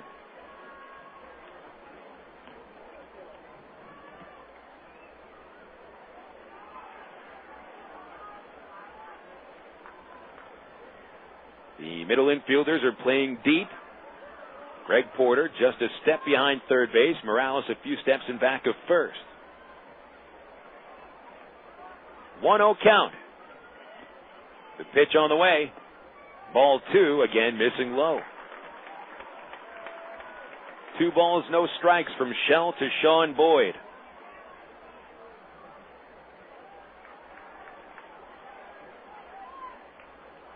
Leading away from second is Kevin Estrada, representing the tying run. Kendrick holds him on. The pitch. Line drive center field, coming in, a base hit. Willits plays it on a hop. Here comes Estrada home. He beats the throw. The throw cut off by Morales. They'll get it out at second base as Boyd slides right into the tag of Erick Aybar. But the run has scored. Springfield ties the game in the 7th inning with 3 runs on 3 base hits. Nobody left on the bases. A 3-3 game now as we go into the 8th inning. Now these words on CSN for the Air Force. Are you satisfied just tuning your car, or would you rather get your hands on the engine of an Air Force F-22 jet? The Air Force is on the leading edge of technology, and we provide all the technical training you'll need. So if you want to work with tomorrow's technology today, check out the Air Force. For more information, call 1-800-423-USAF or log on at airforce.com. Cross into the blue with the U.S. Air Force. No one comes close. On September the 19th, 1920, the Texas League Southern Association Playoff Series. The Arkansas Travelers played Fort Worth of the Texas League in Game 1 of the best of a 7-game series. Fort Worth scored a run in the bottom of the 2nd, and Arkansas scored 2 runs in the 3rd to take a 2-1 lead going into the 8th inning. The first miscue for Arkansas was in the 8th when John Henry Robinson and Tony Brodom guessed that a fastball down the middle would catch Fort Worth's Ed Haley sleeping. But Haley swung away and hit it on the nose for a 2-base hit that hammered home the run that tied the score 2-all. Robert O'Brien then was the batter. He stroked the first pitch to center for a run-scoring single to score Haley from second. Fort Worth took a 3-2 lead going into the 9th. On every pitch while Arkansas was batting, 10,000 fans in Fort Worth were going delirious. Harry Harper opened the 9th with a slashing double. He went to third on a pickoff attempt at second. Big Miller, the Travs clutch hitter, popped to second. The batter was Bill Waino. On the first pitch, a squeeze play was on. Harper came in from third. Waino missed the sign, and Harper was tagged out, and the Travers lost the game 3-2. The winning pitcher for Fort Worth in the playoffs was Whitaker, 1-0, and Roger Robinson was 0-1, the loser for the Travs. Ed Haley of Fort Worth had the only home run of the game, his first of the playoffs.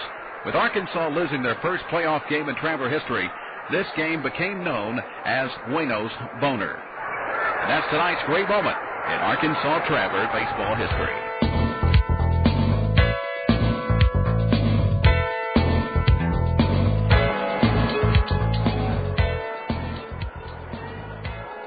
Springfield has tied the game, rallying for 3 runs in the bottom of the 7th inning. Tommy Murphy leads off the 8th against the new pitcher, Jeremy Cook, and he skies the first pitch into shallow right field. And the second baseman and the right fielder almost collide with Aaron Herr coming up with a baseball right in front of Johnny Estrada, or Kevin Estrada, pardon me. So Murphy popping out on the first pitch of the inning from Cook, 1 pitch, and he's 0 for 4. Cook at 6'6", 235 pounds, a right-handed pitcher, making his 28th appearance of the year. 3 wins, 4 losses with a 4.11 ERA. Kendrys Morales, the batter, with a wave and a miss at a fastball.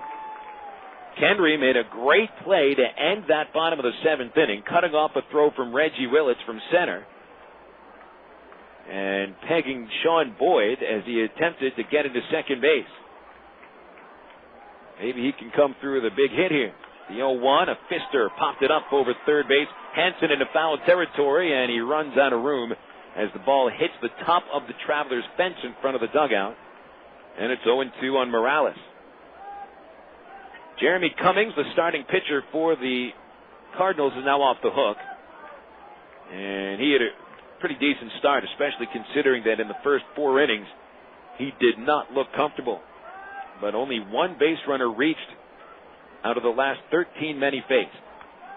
Morales fouls another pitch back, and it remains 0-2. Cummings 7 innings, 6 base hits, 3 runs allowed, 2 of them earned. He walked 4 and struck out 8. 2 home runs and gets a no decision. 0-2 to Kendry. Ground ball to the first baseman, snagged by Johnson at back of the base. And he steps on first, unassisted putout. Morales now 1 for 4. 2 gone in the 8th inning, and Greg Porter is up. Dave Austin continues to warm up in the bullpen, and so it seems that Stephen Shell's night is coming to a close. 1 tough inning for Shell. That was all it took today. Here's Porter. He was the last Traveler to cross the plate when he homered to start the 4th inning, and he takes a first pitch strike from Cook. Cook appeared in the first game of this series. 3 scoreless innings of work out of the bullpen. The 0-1, low and outside, 1 ball, 1 strike. .299 batting average against Cook, 5 home runs. He's also thrown 10 wild pitches if you get anybody on base. Porter fouls it off. It's 1-2. Porter is 1 for 3. Popped up in the first inning, leaving 3 runners on. Started the 4th with a bomb over the right field fence, his 9th on the year, and then he grounded out to begin the 6th inning. Here he bats with 2 outs and the bases empty in the 8th, and a 3-3 tie.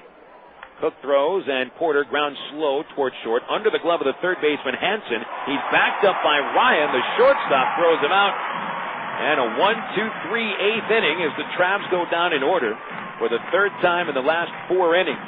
Traveler bats have gone silent. Springfield coming up on the bottom of the 8th, feeling confident after rallying down the game in the 7th. 3-3 score, bottom 8 coming up on the CSN Travs Radio Network. As an aircraft avionics technician, I repair just about any electronic component on the airplane. Jared Lampkin earned a Bachelor of Applied Science degree in Electronics Engineering Technology in 2003 and an Associate of Applied Science degree in 2002 from the ITT Technical Institute in Birmingham, Alabama. My bachelor's from ITT Tech is a really well-respected degree. The school has a lot of hands-on teaching, and it's a really nice atmosphere. At ITT Technical Institute, you can pursue skills that can be used to help you prepare for a new career or create opportunities in your current field. Call 1-800-ITT-TECH. That's 1-800-ITT-TECH, or visit us on the web at www.itt-tech.edu to investigate a campus nearest you.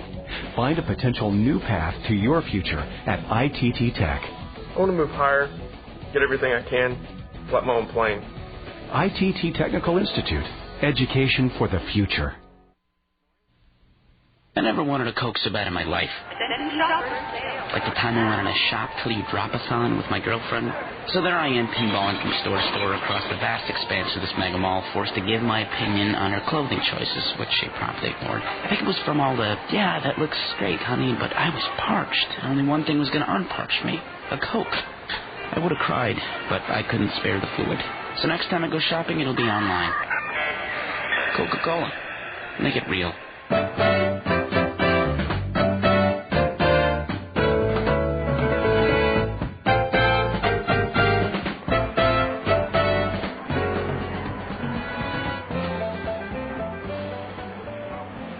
David Austin has come out of the bullpen to pitch the bottom of the eighth. Travs and Cardinals tied 3-3. And the starting pitchers do not figure into the decision. Stephen Shell gets a no decision. Decent start, 7 innings, 7 hits, 3 runs earned. Walked 2, struck out 6. The numbers are good. But Steve probably got to be a little disappointed about giving up a 3-run lead in 1 inning. Still in all, good numbers today. Travis Hansen leads off the eighth against Austin and grounds the first pitch to the second baseman. Howie Kendrick fields it clean and throws Hansen out. He's now 0 for 4. Dave Austin making his 11th appearance as a Traveler. Comes in with a record of 2-1 with a 4.35 ERA. Last time out was yesterday. Picked up the win. 2 scoreless innings of work, giving up only 1 base hit and also hit a batter, but had 2 double plays turned behind him. Aaron Herr, the batter. He's 0 for 3 with a couple of strikeouts. Austin's pitch up high, ball 1. Austin may be having one of the best seasons of any reliever in the Angels organization. At Rancho Cucamonga, he was 3-2 with 4 saves with a 1.80 ERA. Herr, a swing and a miss, and it's 1-1. 6'1". Austin out of South Florida. Good fastball, good slider, very good command. He's walked only 5 in 20 innings. Actually now 21 innings. Striking out 15. 1-1. Herr grounds foul away from third base, and it's 1-2.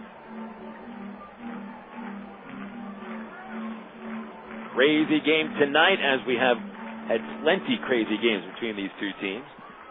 Travs got up in the first inning 1-0 on an infield single by Kendrys Morales that scored Erick Aybar. Mike Elward had led off the second with a home run. Greg Porter started the fourth with a homer. The 1-2 to Herr got him looking on a pitch right down the middle. It was off speed, and Herr strikes out for the 3rd time. Cardinals tied it in the 7th inning after the first out. Gabe Johnson took a base on balls. He was doubled to third by Brendan Ryan with Reggie Willits awkwardly crashing into the fence. He would stay down for a little bit, got back up. And then Moreland grounded to shortstop, bringing him in. Kevin Estrada doubled, bringing another run home, and Sean Boyd singled, bringing home Estrada. Papo Bolivar has been called in to pinch hit for Juan Diaz. And this is a surprise. Diaz was 2 for 3. He is lifted. Bolivar, right-handed batter, hitting .253. And the first pitch is low for ball 1. Maybe this has something to do with Diaz not hustling in the 6th inning on his ground ball to shortstop, in which he was almost literally walking down the first base line. Bolivar checks a swing on a pitch in the dirt. It's 2-0. Bolivar, .253 average, 6 home runs, 49 runs batted in. Started yesterday in right field, going 0 for 4. The 2-0 pitch. A chopper foul that hit his foot while he was in the batter's box. That's strike 1.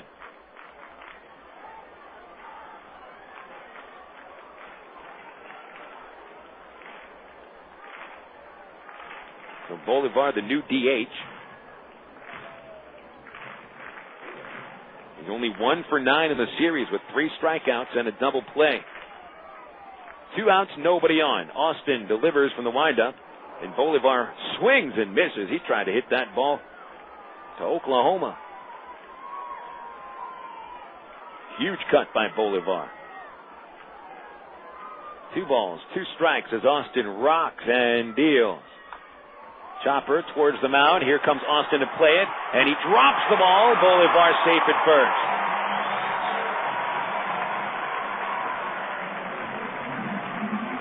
The official score rules a base hit.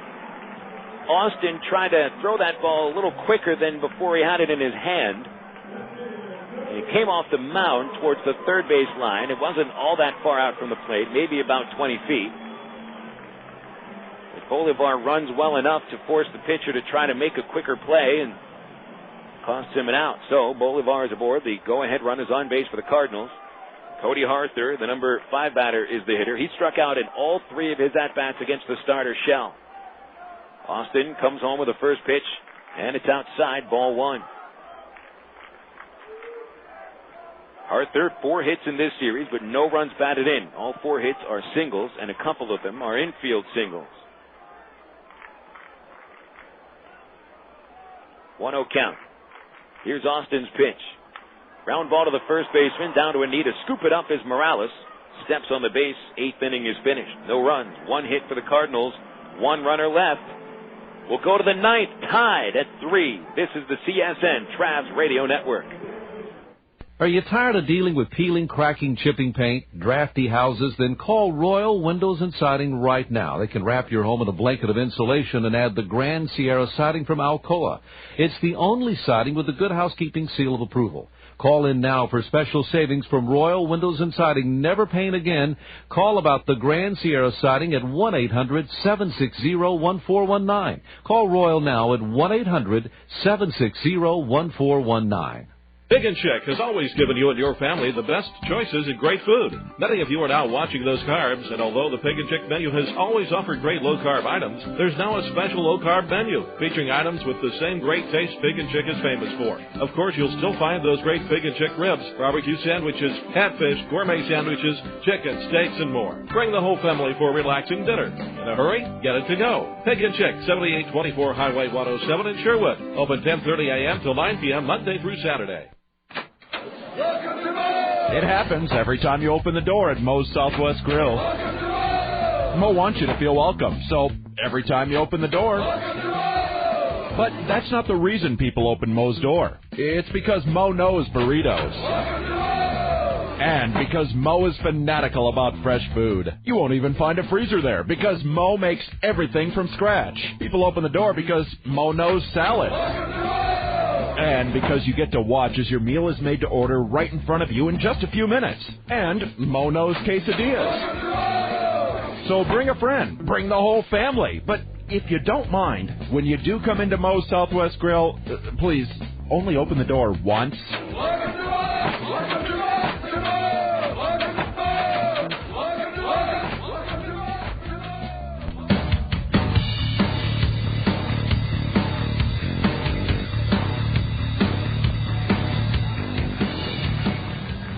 Ball and a strike to start the 9th inning already. Here's Mike Elward, leads off in the 9th, a 3-3 tie. Jeremy Cook in his second inning of work deals, and Elward smacks a line shot to the gap in right center. It'll drop in for a base hit, but Estrada is there to field it on a bounce. Elward starts the 9th inning with the Travs' second base hit over the previous 4 innings. And they get that all-important leadoff man on base. Now the question is, do they send out a pinch runner for Mike Elward? Yes, he runs the base as well, but he is not a fast man. And it appears Elward will run for Reggie Willits. Willits is 0 for 3, and this will be his first at-bat since he crashed into the left center field fence going after a drive in the 7th inning. So back from the left side, he has struck out twice, walked once, and grounded to third. 3-3 score, top of the 9th inning. And a first pitch, line to the shortstop, caught by Ryan Gates, diving back, he is out on a double play.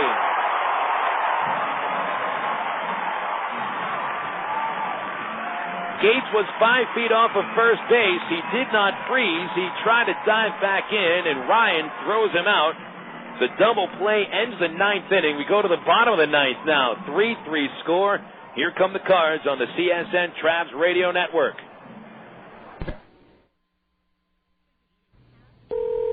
Brewery, can I help you? Hi, I just bought a 6-pack of your beer, and I think there's something missing in it.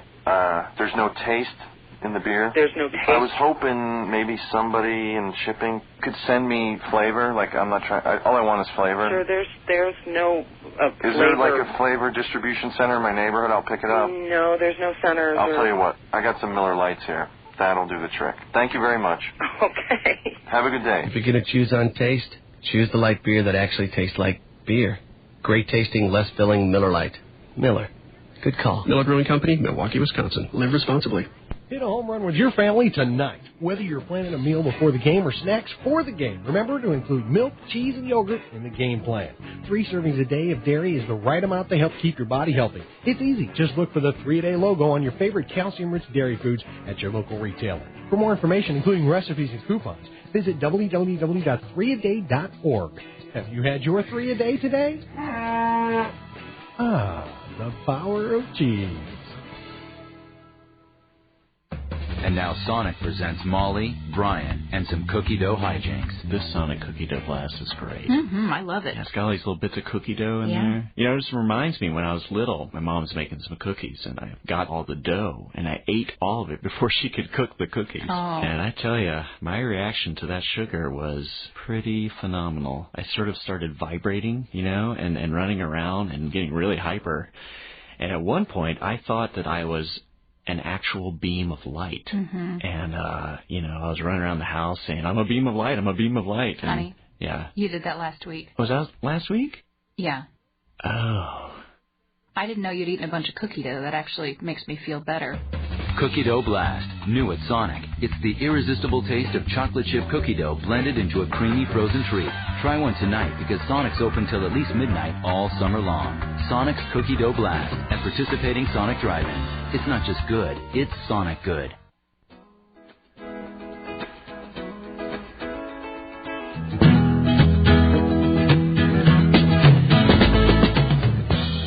They're quick to get back to action today. We already have a 1-2 count on the leadoff batter of the 9th inning, Gabe Johnson for the Springfield Cardinals. David Austin's next pitch is rolled towards shortstop. Erick Aybar scoops it up and throws it past the first baseman, Morales. He took too long getting rid of the ball, and the winning run is aboard for the Cardinals. They call it an error on the shortstop as Aybar took that bouncing ball deep in the hole at short. He tried to set his feet, and he actually stumbled as he did. And then he rushed the throw and threw it in the dirt. Morales couldn't scoop it up. Charged the error to Morales to start the 9th inning. And the Cardinals, who are trying to win this game in the bottom of the 9th, are aided big time by that error. Brendan Ryan coming up to the plate.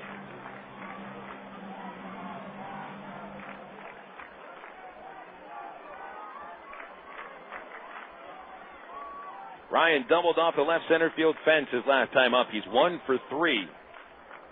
Will he bunt? He squares around, bunts it. Austin will play it. He'll look to second, throws to second, and they safe at second base. Austin's throw pulled Aybar off the base.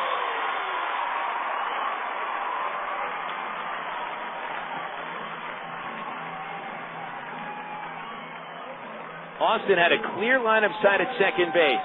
A good throw gets the runner. He threw it right into the dirt. Aybar dove towards the ball to try to shorten the throw, and it turns out that he is pulled off the base.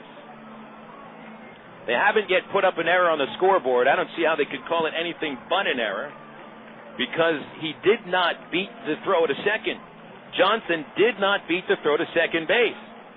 2 mistakes here have given the Cardinals, literally handed the Cardinals, an opportunity to win this ball game.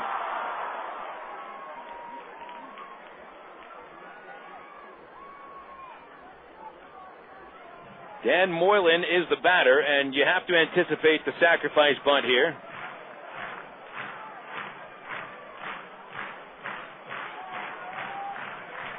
Moylan 0 for 3 today, and the left-handed batter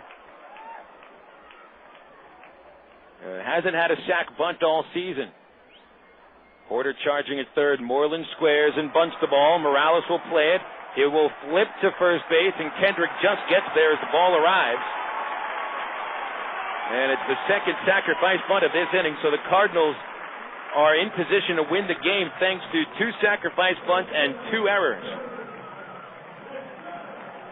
Play is 1-4 at first base. And the runners are up a base. Gabe Johnson, the runner at third. Brendan Ryan, the runner at second. He does not matter. Kevin Estrada is the hitter. And the Travs have no choice but to intentionally walk him and set up force plays everywhere.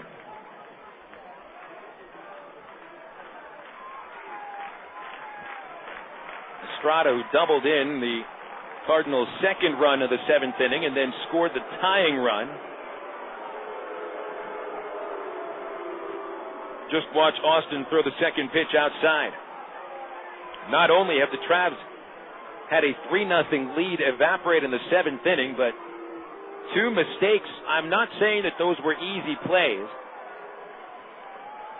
but they certainly were makeable plays. The sacrifice bunt was routine. The ground ball to the shortstop, Aybar, was a play that he has made time and time again. That's what makes tough losses so difficult to take, especially one like this. And this isn't over yet, but a fly ball almost wins the game without question for the Cardinals. When it's mistakes that set up an opportunity, that's the toughest part to take. Keith Comstock wants to talk this over on the mound. It'll be Sean Boyd, who has had so many critical at-bats in this series.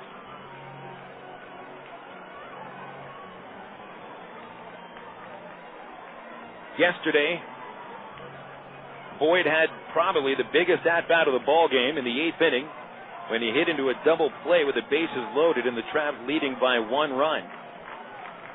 And then today in the seventh inning, he came up with a tying run at second base and 2 outs and delivered a game-tying single to center, though he was thrown out trying to get into second.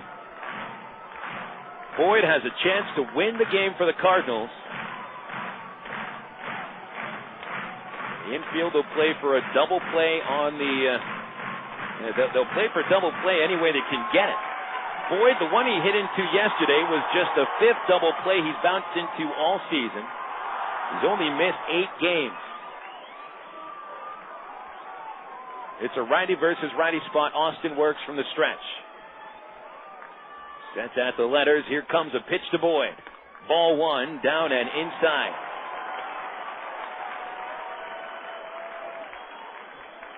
Boyd is 2 for 4 today, with 5 hits in the series, 3 runs batted in coming into this game. The 1-0 is fouled off his foot. It rolls towards the mound. Austin has scooped it up, but sees that the umpire called it foul.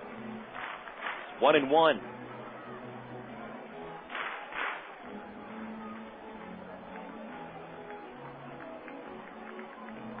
Travelers infielders turning to the outfielders, telling them to come in shallow. Cut off any little flares towards the outfield. Gates is coming in very shallow and left. Timeout called at the infield. Aybar turns around and motions to the center fielder Willits to come in. Murphy does the same. All 3 outfielders are playing in. Kendrick actually playing a little deeper at second base. Here's a 1-1. Chopper to the shortstop. Backhand by Aybar. Throwing home and out at the plate. And that's 2 outs in the 9th inning. That's a clutch play there by Aybar. Boyd will be the runner at first base. Johnson is forced out at home 6-2. On to third goes Ryan. To second goes Estrada. Travis Hansen is now the batter. And Austin can get out of this inning if he retires Hansen and send us into the 10th. Hansen without a hit today. 0 for 4, 2 ground outs, a strikeout, a fly ball to center. Righty versus lefty. Here's Austin delivering. Ball 1, and it almost hit the batter. It was down and in, and Hansen skipped out of the way of the pitch.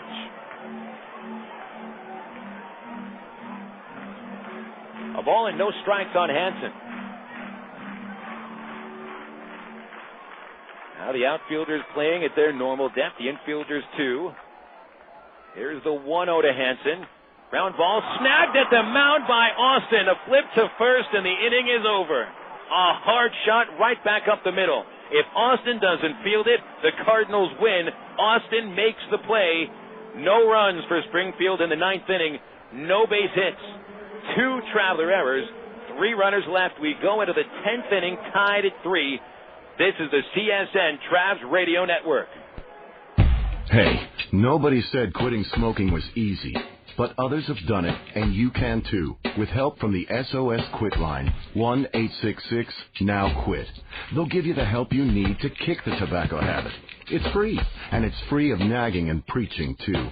So call 1-866-NOW-QUIT and get the help you need. What have you got to lose, besides the most dangerous habit you've ever had? 1-866-NOW-QUIT. Call now. Allstate, or click on allstate.com. Insurance subject to availability and qualifications. Allstate Insurance Company, Allstate Property and Casualty Insurance Company, and Allstate Indemnity Company, Northbrook, Illinois.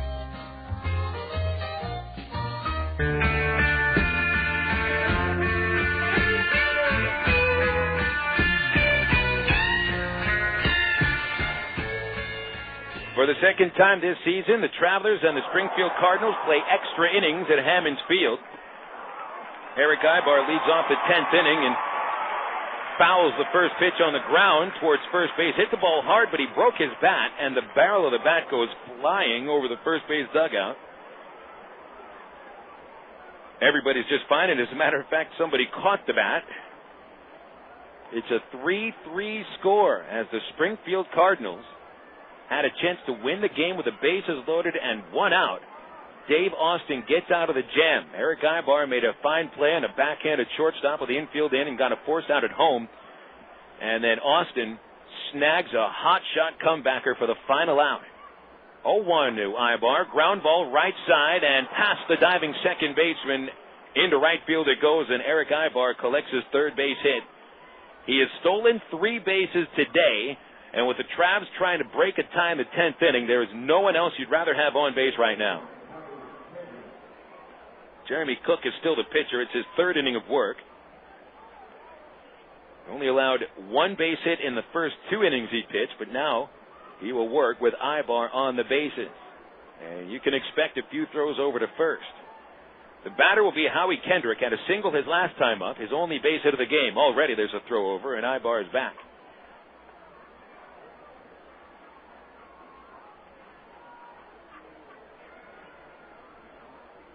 Aybar with 32 stolen bases on the season. Actually, a fairly short lead as Kendrick squares around and takes low ball 1.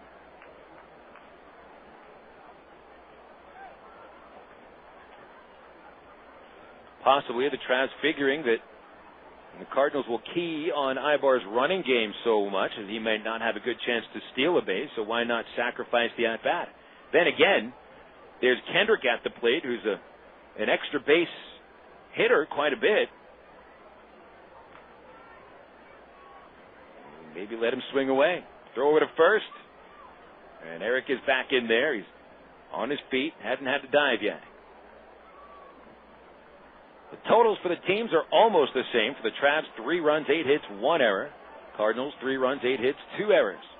A 1-0, pitch out, nothing doing. Kendrick had squared around again, but he takes ball 2.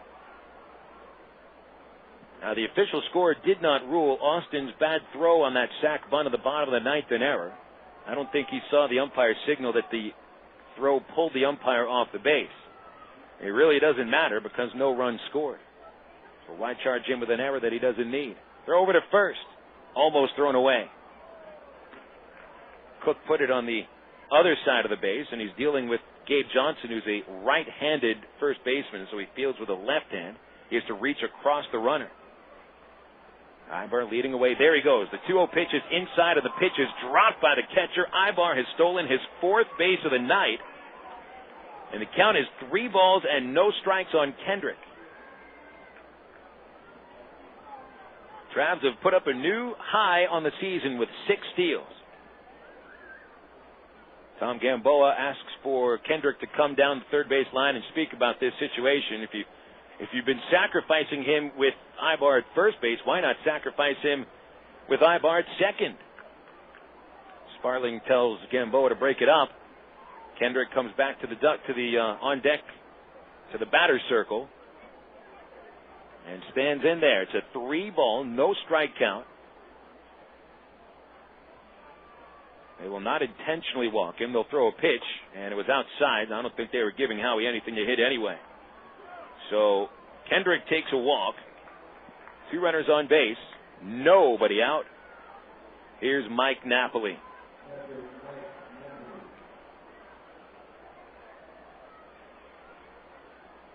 Napoli walked his first 2 times up. Popped out in the 5th inning. Struck out in the 7th.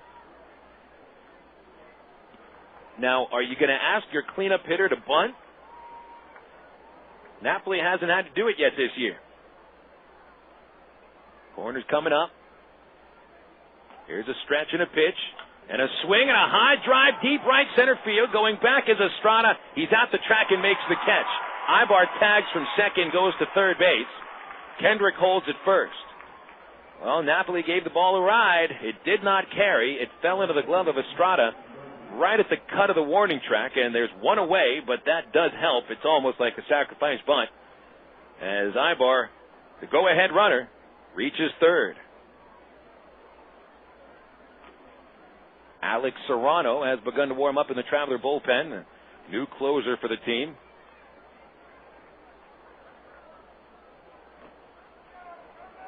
Here's Tommy Murphy, and they'll intentionally walk Murphy, even with a double play in order. They've got Kendrick at first base,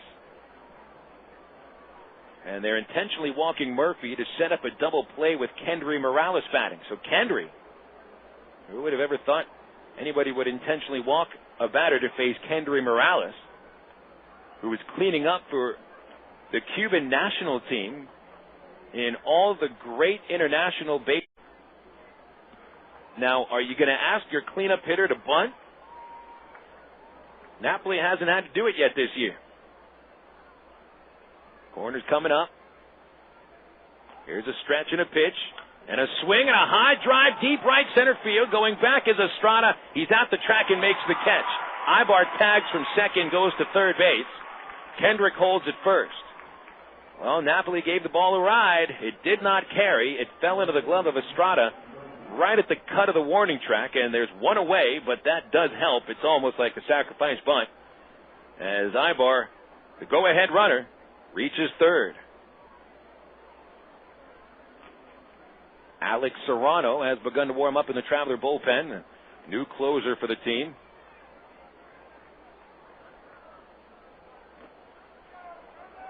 Here's Tommy Murphy, and they'll intentionally walk Murphy, even with a double play in order.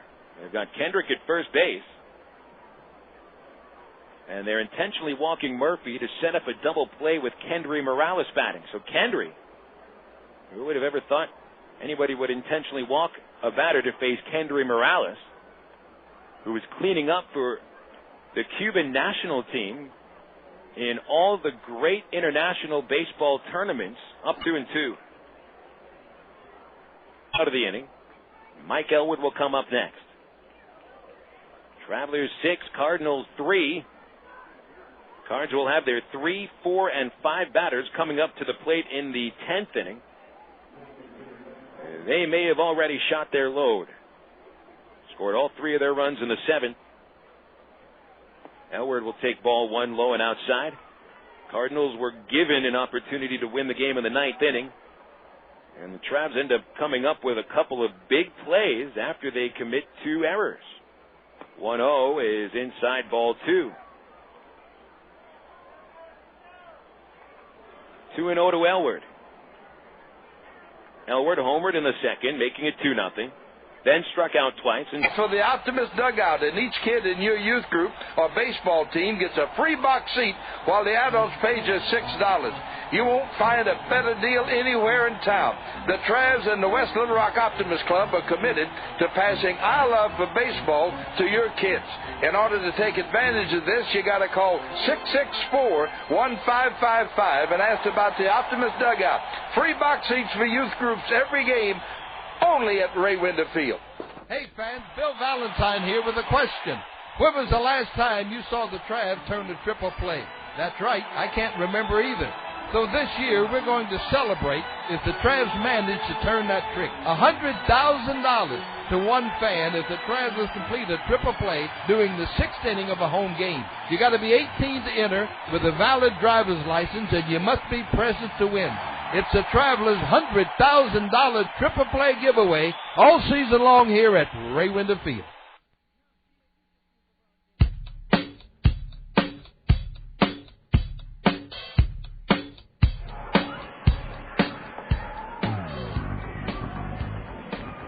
Alex Serrano has come on to try to clean things out here in the 10th inning, a non-save situation. And David Austin, who goes 2 innings in line to win for the second 9 in a row. 2 innings, 1 hit, no runs. And he stabbed what was the biggest play of the game in the 9th inning. Bases loaded, 2 outs. Travis Hansen trying to win the game. Sent a hot shot back up the middle, and it was gloved by Austin, a very athletic play to end the inning. And here is Serrano in the 10th. Aaron Hurd leads off. The Travs up 7-3. First pitch skied and foul. Giving chase is Morales over to the fence, and it is way into the seat for a strike. Aaron Hurd is 0 for 4. He has struck out 3 times. Here's Serrano with his 9th outing with the Travs. No decisions, but a 1.93 ERA. Last night's save was his 5th. 9 1/3 innings. 7 hits, 2 runs, 3 walks, 5 strikeouts. Right-hander from Venezuela winds and deals. Chopper outside third, foul, and it's 0-2.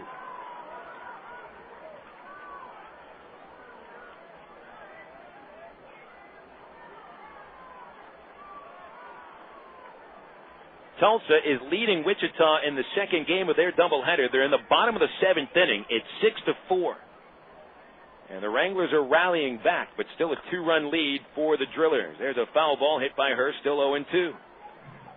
So if the Drillers hold on to that one and the Travs win this game, there'll be 2 sheriffs in the East Division. A tie atop the East. But first, Serrano needs to get 3 outs.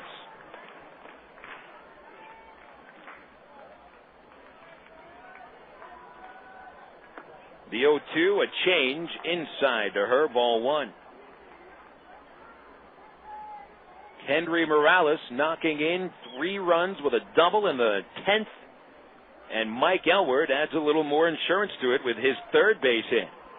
The pitch, swing and a miss. He strikes out her for the 4th time. 1 out in the 10th inning, and here comes Papo Bolivar.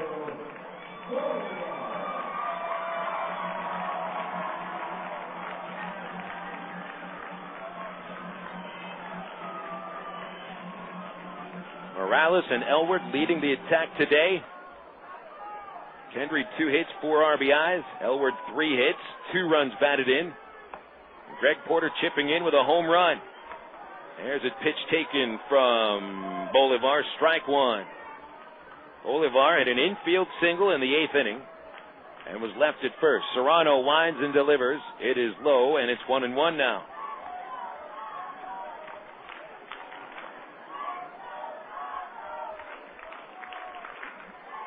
Travs had struggled in extra innings this year, with wins in only 1 of 5 extra inning games. Big swing by Bolivar and a foul ball. It's 1-2.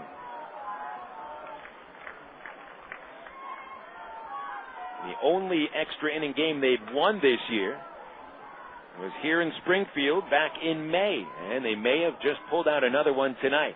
Here's the 1-2 to Bolivar. He struck him out swinging, got him with a slider. 2 outs in the 10th.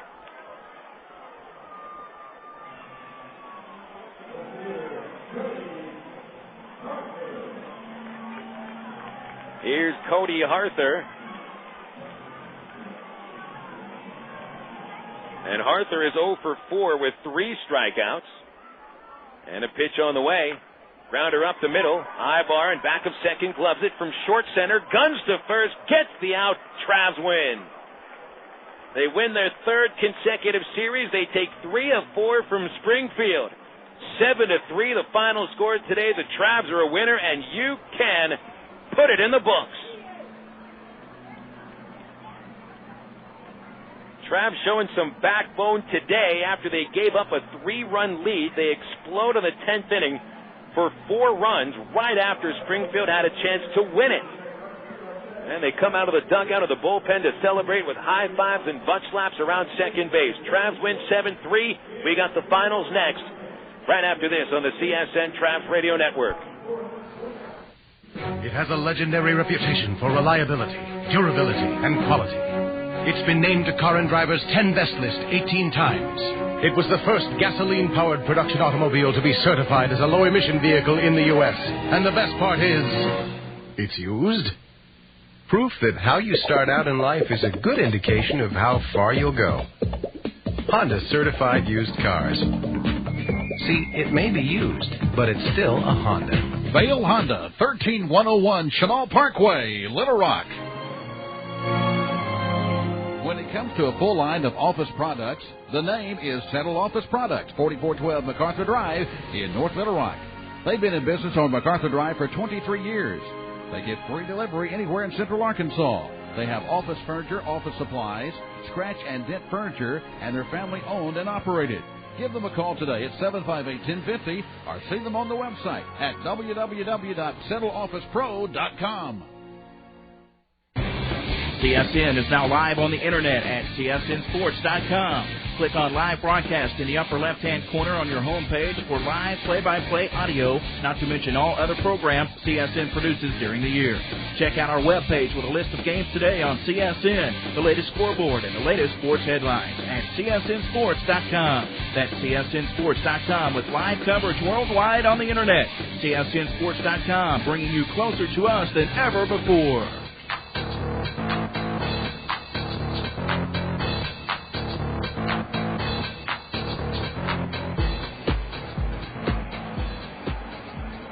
Dramatic win for the Travs today. They've taken 3 of 4 games in this series at Springfield. And with the victory, the Travs bumped their record to a game over 500 for the first time since June the 15th. Been a while, about a month and a half since the Travs had a winning record, and they pulled it out today. Here are the unofficial final totals. For the Travelers, 7 runs, 10 hits, 1 error, 7 runners left. For the Cardinals, 3 runs, 8 hits, 2 errors, and 8 runners left. The winning pitcher for the second night in a row is David Austin, and the losing pitcher is Jeremy Cook. Austin is 3-1, Cook is 3-5. 2 home runs in the ball game, each hit by the Travelers. It was Mike Elward hitting his 10th, Greg Porter hit his 9th. First pitch to last pitch took 3 hours and 1 minute, and the paid attendance was 7,429. The victory puts the Travs at 3 games over 500 in the second half at 18-15. Overall, they're at 52-51. Cardinals 14-17 since the break, and they fall to 49-53 overall. And the season series still in favor of Arkansas. Travs have won 12, Cardinals winning 6. Coming your way next, the Allstate Insurance postgame report. We've got a few highlights to play back for you during the recap. Also the scores from the Texas League and the Majors. This has been Arkansas Traveler Baseball on the Creative Sports Radio Network.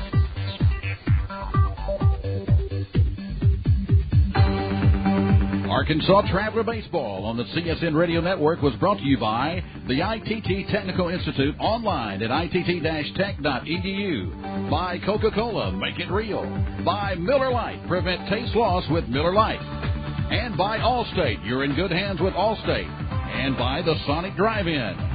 Arkansas Traveler Baseball has been brought to you statewide on the Creative Sports Radio Network by Vail Honda. See the new Honda cars and trucks today.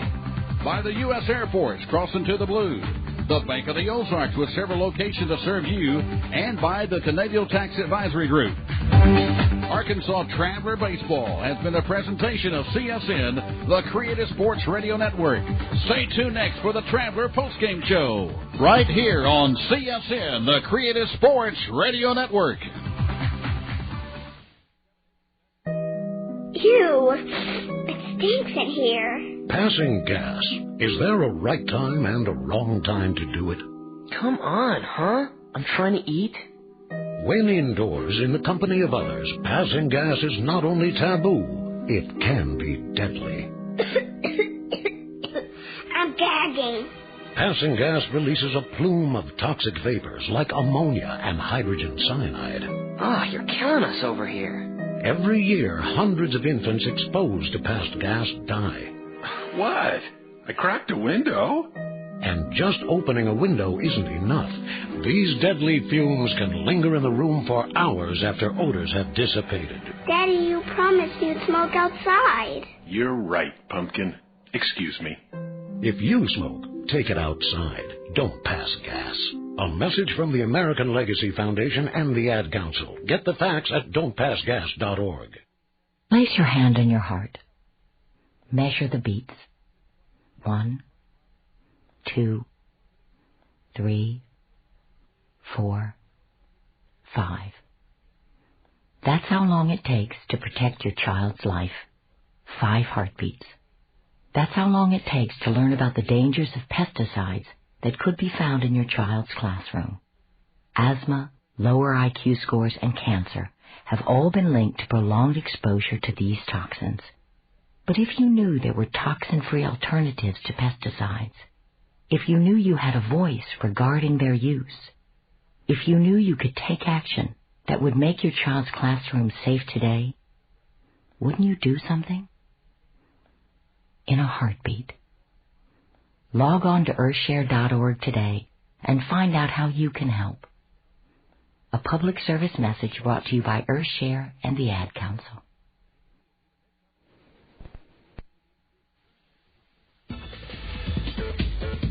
The Allstate Insurance Arkansas Traveler Postgame Show is brought to you by Allstate Insurance. You're in good hands with Allstate.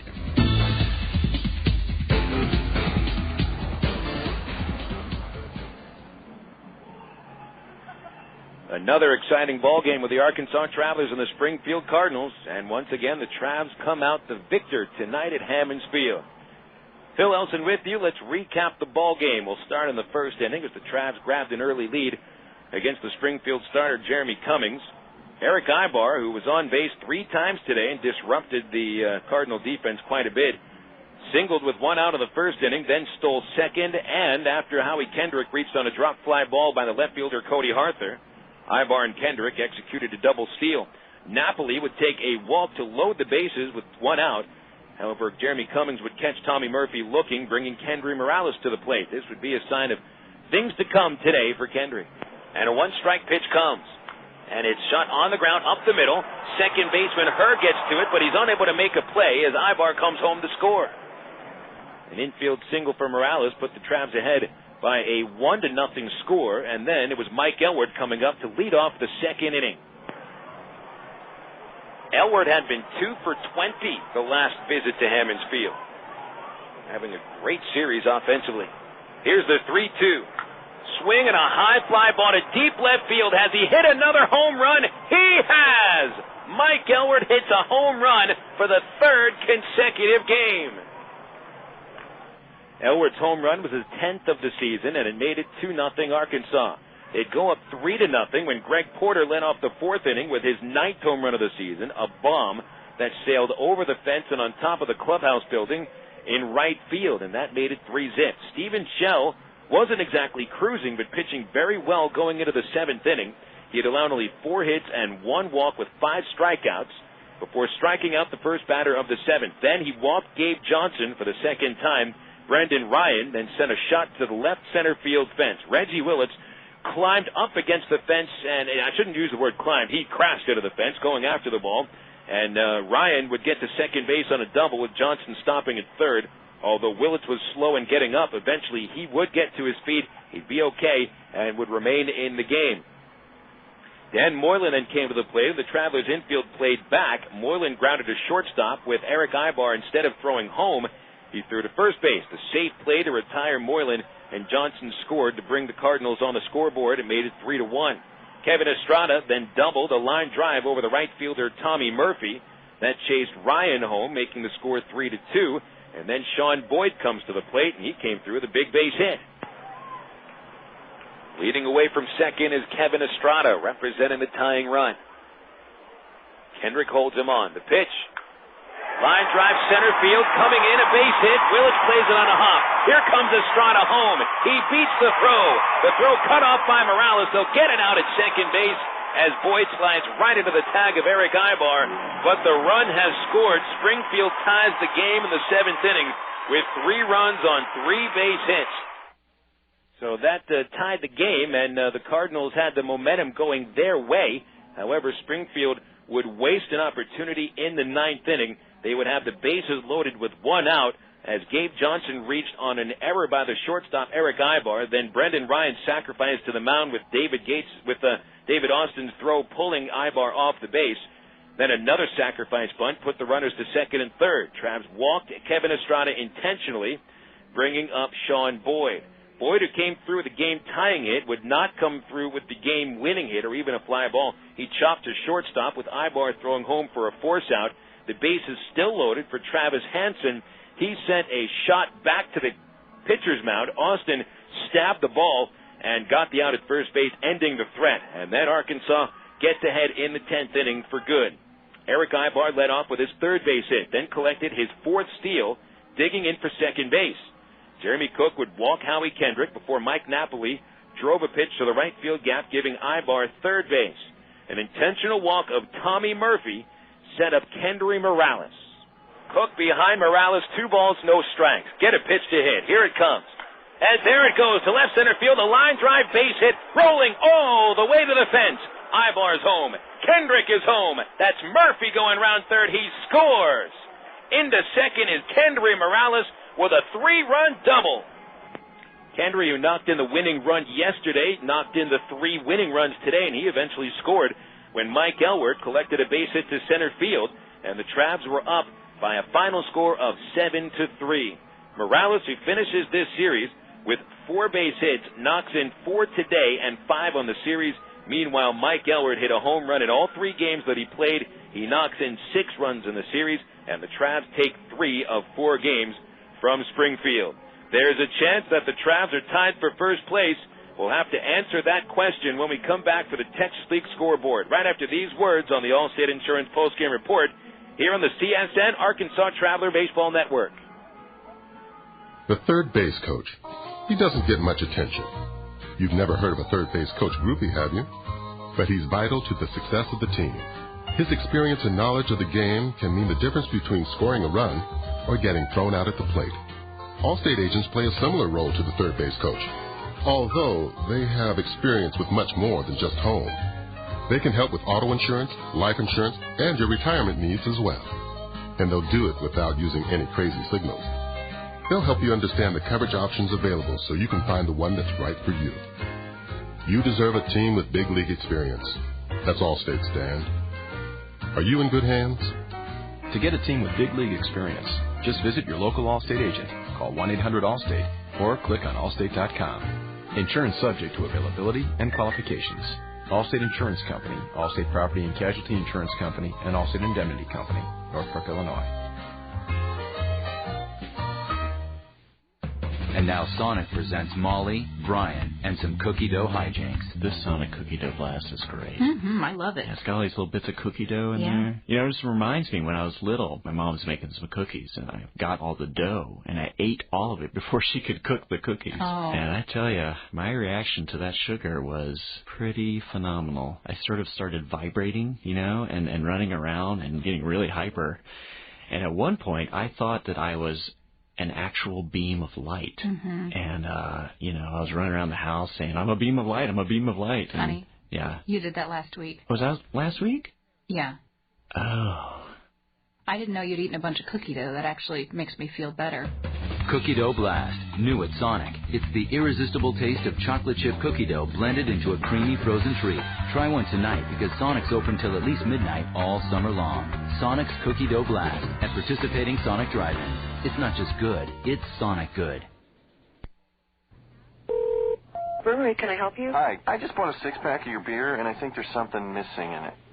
There's no taste in the beer. There's no taste. I was hoping maybe somebody in shipping could send me flavor. Like, I'm not trying. All I want is flavor. Sure, there's no Is flavor. there like a flavor distribution center in my neighborhood? I'll pick it up. No, there's no center. I'll tell you what. I got some Miller Lights here. That'll do the trick. Thank you very much.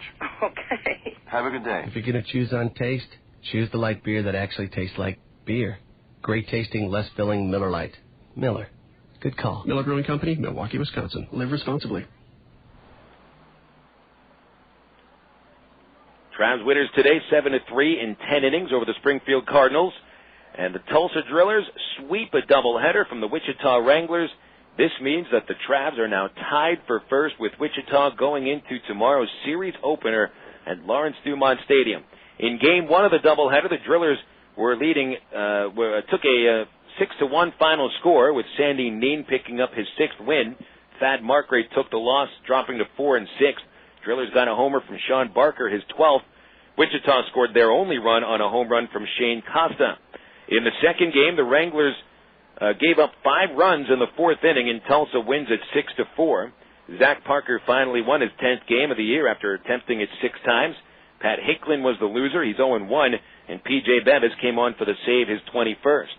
Tulsa got a home run from Jordan Zarnecki, his 2nd. Meanwhile, Wichita's Justin Huber hit his 16th.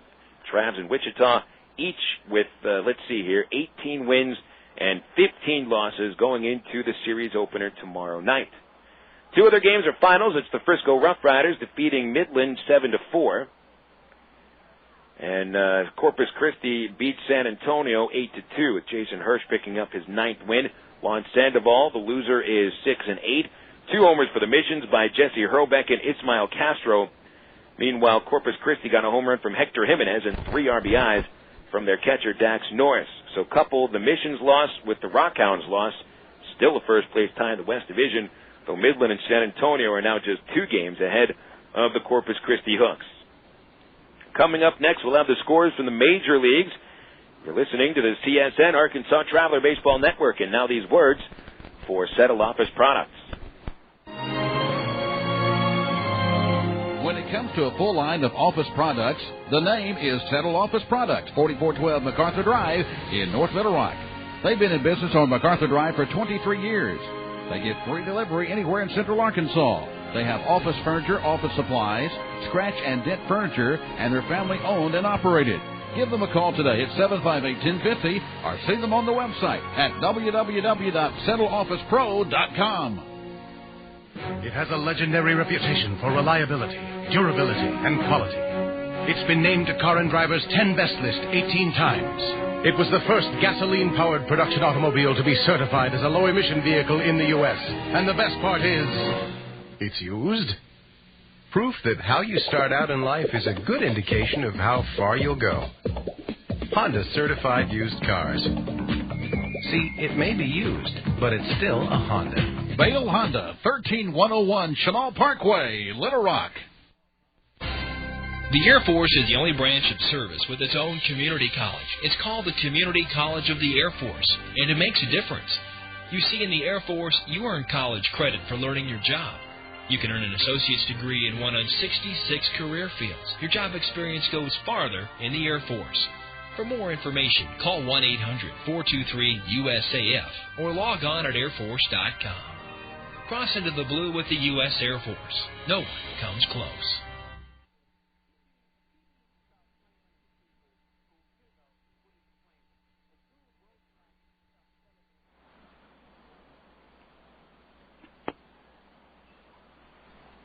Travs winners tonight, 7-3 over the Springfield Cardinals. And a new first-place team, well, tied for first place, so not really a new first-place team. We'll check the scores in the major leagues now in the Southwest Airlines Sports Sticker. They're in the second inning at Dodger Stadium. Dodgers got a homer by Olmedo Sainz. It's 3-0 L.A. over the Reds in the second. Bottom 2 at San Diego, 1-0 Cardinals leading. Middle of the fifth at Coors Field, the Mets with 3 homers, 9-1 over the Rockies. Marlon Anderson, 2 home runs. Ramon Castro also went deep. Philadelphia trailing Houston in the top of the ninth inning, 3-2. Phillies down to their last out. There's nobody on base, and Brad Lidge on the mound, so you might as well shut that one down. Rain delay in Florida caused them to take the starting pitchers out of the ball game. They're in the 8th now, with the Marlins leading Pittsburgh 3-1. Damon Easley and Juan Encarnacion going deep for the Fish. Games in progress in the American League. It's the Yankees trailing Minnesota in the top of the ninth, 7-3. Jock Jones and Justin Morneau going deep for the Twins. Another rain delay caused a long pause in the action at Baltimore, but Texas is leading the Orioles 6-5 in the bottom of the fifth inning. Gary Matthews Jr., Rod Barajas, Mark Teixeira have all hit home runs for the Rangers. Sammy Sosa and Miguel Tejada went deep for the Baltimore Orioles. Top two at Seattle, 3-0 Mariners lead the Tigers. Here are the final scores. The Angels lost today 3-2 to the Toronto Blue Jays. Batista was the winner. Brendan Donnelly took the loss. He's 6-3. Vladimir Guerrero hit the only home run, his 19th. Couple the Angels lost with Oakland 5-4 win in 10 over Cleveland. And the A's are now just 4 games in back of the Angels for first in the American League West. Marco Scudero had the game-winning hit for the A's. Houston Street was the winner. He's 4-1. David Risky the loser, 2-3. Aaron Boone went deep for the Tribe. Bobby Kilty hit a home run for Oakland. Boston 4-1 winners at Tampa, with Tim Wakefield picking up his 9th win. Seth McClung the loser. Kurt Schilling saved his 3rd. Alex Cora hit a home run for Boston. Final out of Kansas City. The White Sox had a 5-0 lead into the bottom of the 6th. KC wins it 6-5 in 13 innings. Game-winning hit off the bat of Emil Brown, making a winner out of Sean Kemp. Vizcaíno the loser. Mike Sweeney hit 2 home runs for the Royals. He has 15. Jermaine Dye and Joe Creedy went deep for the losing White Sox. In the National League, daytime action in Milwaukee. The Brewers were shut out by Arizona 3-0. Milwaukee committed 4 errors in the game. Claudio Vargas was the winner. He's 4-5. Tomo Oka takes the loss. Brian Bruni saved his 12th. San Francisco blew a lead in the 8th inning as the Cubs win it 4-3. Jeremy Burnitz had the game-winning hit with a 9th inning single. Ryan Dempster the winner, 5-3. Correa the loser, 1-3. The Atlanta Braves extend their lead in the National League East now to 2 games over Washington, as the Braves beat the Nationals 4-3. Danny Kolb got the win. The save for Chris Rietzma, his 11th. Majewski the loser. Marcus Giles hit the game's only home run. Those are all the scores from the major leagues. They're brought to you by Southwest Airlines, the official airline for the Arkansas Travelers. Whether you're traveling for business or pleasure, Southwest can get you there with over 2,700 daily nonstop flights. Southwest Airlines is a symbol of freedom. Travs win 7-3 in Springfield. We'll name our player of the game after this on the Creative Sports Radio Network. This time of year, you need to find a place where all your friends can get together for a great time outside. Well, there is a place where you can sit side by side with your buddies watching America's great pastime. Here come the Arkansas Travelers, ready to provide you with exciting Texas League baseball outside at Raywinder Field. The Travs are still the best deal around, with general admission tickets just $6. And every weekend they're in town, the Travs feature a premium giveaway. Plus, there's delicious Petit Jean hot dogs, sizzling chili cheese nachos, and all your favorite cold drinks. For the 5th season, the Travs are affiliated with the Los Angeles Angels, one of baseball's most talent-laden organizations. Last year, Travs third baseman Dallas McPherson was named the top player in the minors. You're sure to see a rising star every night. So get on the horn and gather up all the guys and girls. It's time for a raucous, foot-stomping time with the Arkansas Travelers. Call 664-1555 or go online to Travs.com.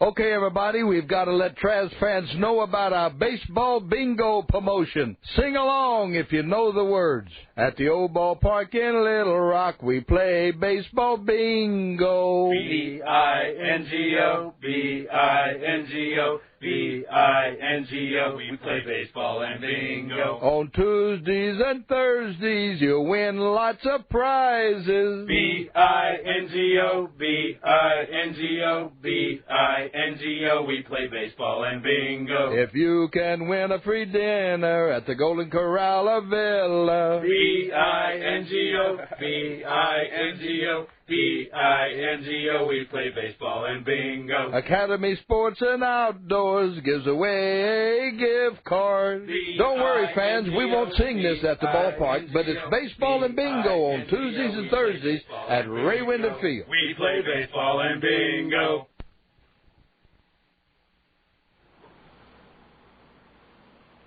A 7-3 win tonight in 10 innings for the Arkansas Travelers, and we'll name 3 players as our BC Powder players of the game.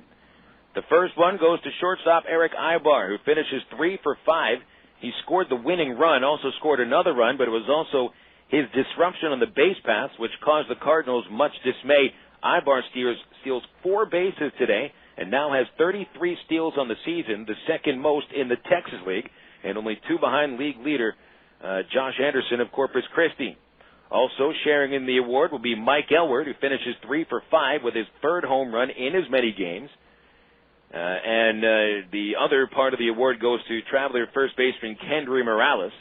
Morales knocked in the Travs' first run with an infield single in the first with the bases loaded. Came up in the 10th with the bases loaded after the Cardinals passed over Tommy Murphy with an intentional walk, and Morales sends a line drive to left center field, a 3-run double, and picks up the game-winning hit for the second night in a row. Erick Aybar, Kendrys Morales, Mike Elward, our BC Powder players of the game. BC Powder is the official pain reliever of the Arkansas Travelers. BC gets into your system fast, and BC goes to work fast. Whether it's headaches, backaches, muscle pain, nothing works faster than BC. Use as directed. We'll wrap up this broadcast and set up tomorrow's series opener in Wichita. The Travs will be battling Wichita for first place. We got a pennant race here in the East Division. This is the CSN, Arkansas Traveler Baseball Network. Ed and I sell soft drinks at ball games, and he first told me about BC Powder. We carry big trays of drinks up and down the stadium steps. Man, it's a killer. And with a backache, that tray feels heavier and heavier. And the stairs are tough on your knees. One night I was dragging, and the game wasn't half over. I told Brian he needed a BC to stop the pain fast, because it goes to work quick. BC stopped the pain, got me right back to work. BC goes down easy with a soft drink, but don't tell the boss, okay? BC, pain relief at the speed of powder. Use as directed. I never wanted a Coke so bad in my life. Like the time I went on a shop till you drop-a-thon with my girlfriend.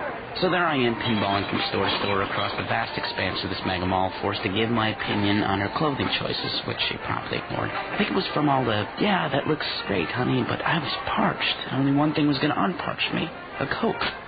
I would have cried, but I couldn't spare the fluid. So next time I go shopping, it'll be online. Coca-Cola. Make it real.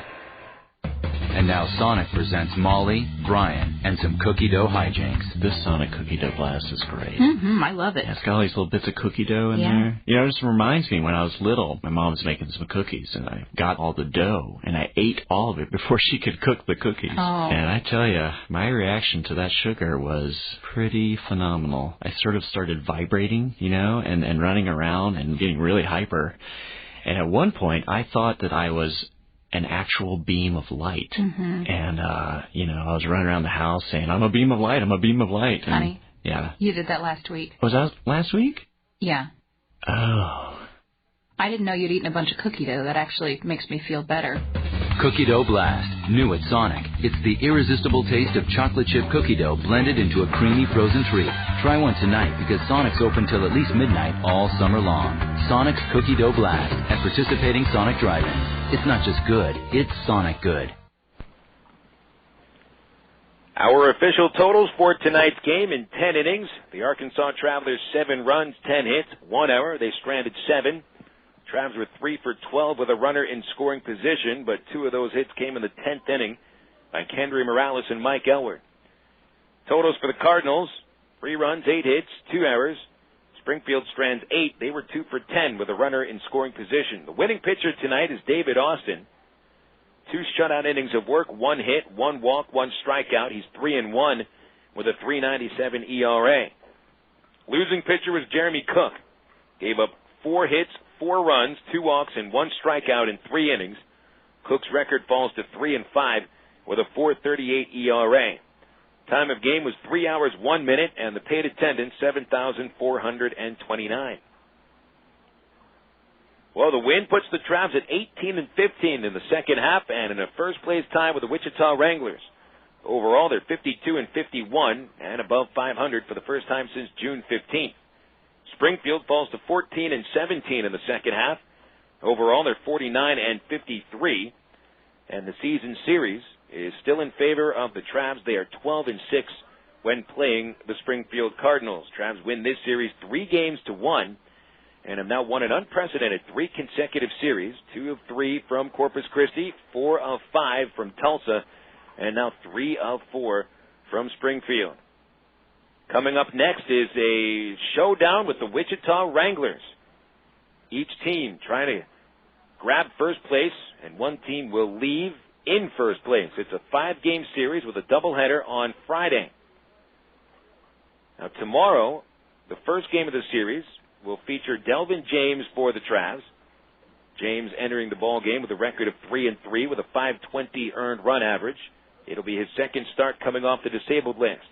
Brian Bass will pitch for Wichita, a right-hander with 9 wins and 4 losses, but a .558 ERA. Travs and Wranglers have played 19 times. Arkansas has reeled off 11 wins. Wichita has 8, and it should be an outstanding series from Lawrence Dumont Stadium, starting tomorrow with a first pitch at 7:05. So we'll have the airtime at 6:40 with the ITT Tech pregame show. I'd like to thank our affiliates today on CSN, carrying the ball game across the great state of Arkansas. In Russellville, KARV 101.3 and 610 AM. KBJT Fordyce 1570, 101.3 Pine Bluffs KPBQ and 1490 Pine Bluffs KOTN. KDXE Total Sports 1380 in North Little Rock, and our flagship station, KASR Arkansas Sports Radio 92.7 FM Conway, Little Rock. Thank you to all the board operators, studio engineers, and general managers down the line working the game today. Also, a big thank you goes to CSN executive producer Mike Harrison back at center control in Conway. Thank you, fans, for tuning in to today's broadcast, whether it was on the Creative Sports Radio Network or online at Travs.com or CSNSports.com. Phil Elson on the broadcast today. Once again, our final score: the Arkansas Travelers 7 and the Springfield Cardinals 3. Folks, it's a wrap. We'll talk baseball again tomorrow night.